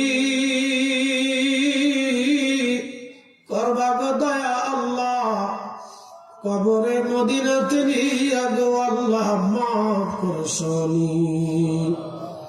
জীবনে একবারের জন্য হলো মদিনাতে মুনাওয়ারাতে আপনারে কবুল করে নাও আল্লাহ। মদিনাতে মুনাওয়ারাতে জীবনে একবারের জন্য হলো আপনারে কবুল করো আল্লাহ। ইয়া রাব ইয়া রহমান, আল্লাহ মেহেরবানি করে তোমার বাইতুল্লাহ জিয়ারতের তৌফিক সবাইকে নসিব করো আল্লাহ। আল্লাহ যিনি কঠিন বেমারি মেম্বার সাহেবের মা 3টা বছর ধরে ঘরে পড়ে আছে, আল্লাহ সন্তানরা মা সেবা করে যাচ্ছে, মা একেবারে জ্ঞান শূন্য হয়ে গেছে। আর আল্লাহ সুস্থতার যদি নেক হায়াত থেকে থাকে, আল্লাহ কলিজায় শান্তি দিয়া মুরব্বীকে তুমি দয়া করে সুস্থ বানায় দাও আল্লাহ। যদি হায়াত না থেকে থাকে রব্বুল আলামিন ইমানের সাথে তোমার দরজায় তুমি নিয়ে যাও আল্লাহ। আল্লাহ আমাদের বাবা মা যারা আছেন খেদমতের সুযোগ করে দাও আল্লাহ। তোমার রাসূল বলেছেন বাবা মার খেদমত না করলে সন্তান কখনোই জান্নাতে যেতে পারবে না। ইয়া রব, জান্নাত ও জাহান্নাম মার পায়ের নিচের মধ্যে তুমি রেখে দিয়েছো আল্লাহ। মা যার বাবা যার কবরে চলে গেছে, মেহশরের মাঠে বাবা মার খেদমত গুজারি সন্তান হিসেবে আমরা কবুল করো আল্লাহ। দুনিয়াতে যার বাবা মা আছে আল্লাহ, বাবা মার খেদমতের তৌফিক আমরা নসিব করো আল্লাহ। পবিত্র রজব মাস লাইলাতুল মেরাজের উসিলায় আল্লাহ তোমার রাসূলের জিয়ারত আমাদের নসিব করিয়া দাও। মাহে রমজান সমাগত রব্বি, এই রমজানের আগে কত মানুষ কবরে চলে যাবে আল্লাহ, কত মানুষ বিদায় হয়ে যাবে মালিক, কত মানুষ কবরে বিদায় হয়ে যাবে আল্লাহ। দরখাস্ত রাখি মাহে রমজানের হক না আদায় করে কবরে ডাক দিও না আল্লাহ। মাহে রমজানের হক না আদায় করে কবরে ডাক দিও না আল্লাহ। মালিক মালিক আল্লাহ, মাহে রমজানের হক আমরা আদায় করার তৌফিক দিয়ে দাও। এই মাহফিল প্রত্যেক বছরে ভাইদেরকে দিয়ে করাইবার তৌফিক দিয়ে দাও। বিদেশে যারা আছে অ্যাক্সিডেন্ট দুর্ঘটনা বালা থেকে হেফাজত করো আল্লাহ। প্রত্যেকটা যুবকের ভবিষ্যৎ উজ্জ্বলময় রাখো আল্লাহ। বাচ্চা কাচ্চারা হাত বাড়াইছে আল্লাহ, আমাদের ভবিষ্যৎকে তুমি উজ্জ্বলময় করে দাও আল্লাহ। তোমার জিকির দিয়ে আমাদের দিল জিন্দা বানাও আল্লাহ। যেদিন সাকারাতের বিছানা চলে আসবে, মরণের পরওয়ান আসবে মালিক, মৃত্যুর সময় শয়তান আসবে ঈমান হরণ করার জন্য, বেঈমান বানানোর জন্য। কঠিন সময়ে তোমার মেহবুবের নূরানী চেহারা মোবারক আমাদের চোখে আয়না বানায় মালিক, আর আমাদের জবানে জারি করে দিও মধুর কালেমা লা ইলাহা ইল্লাল্লাহ মুহাম্মাদুর রাসূলুল্লাহ সাল্লাল্লাহু আলাইহি ওয়াসাল্লাম। আসসালামু আলাইকুম ওয়া রাহমাতুল্লাহি ওয়া বারাকাতুহু।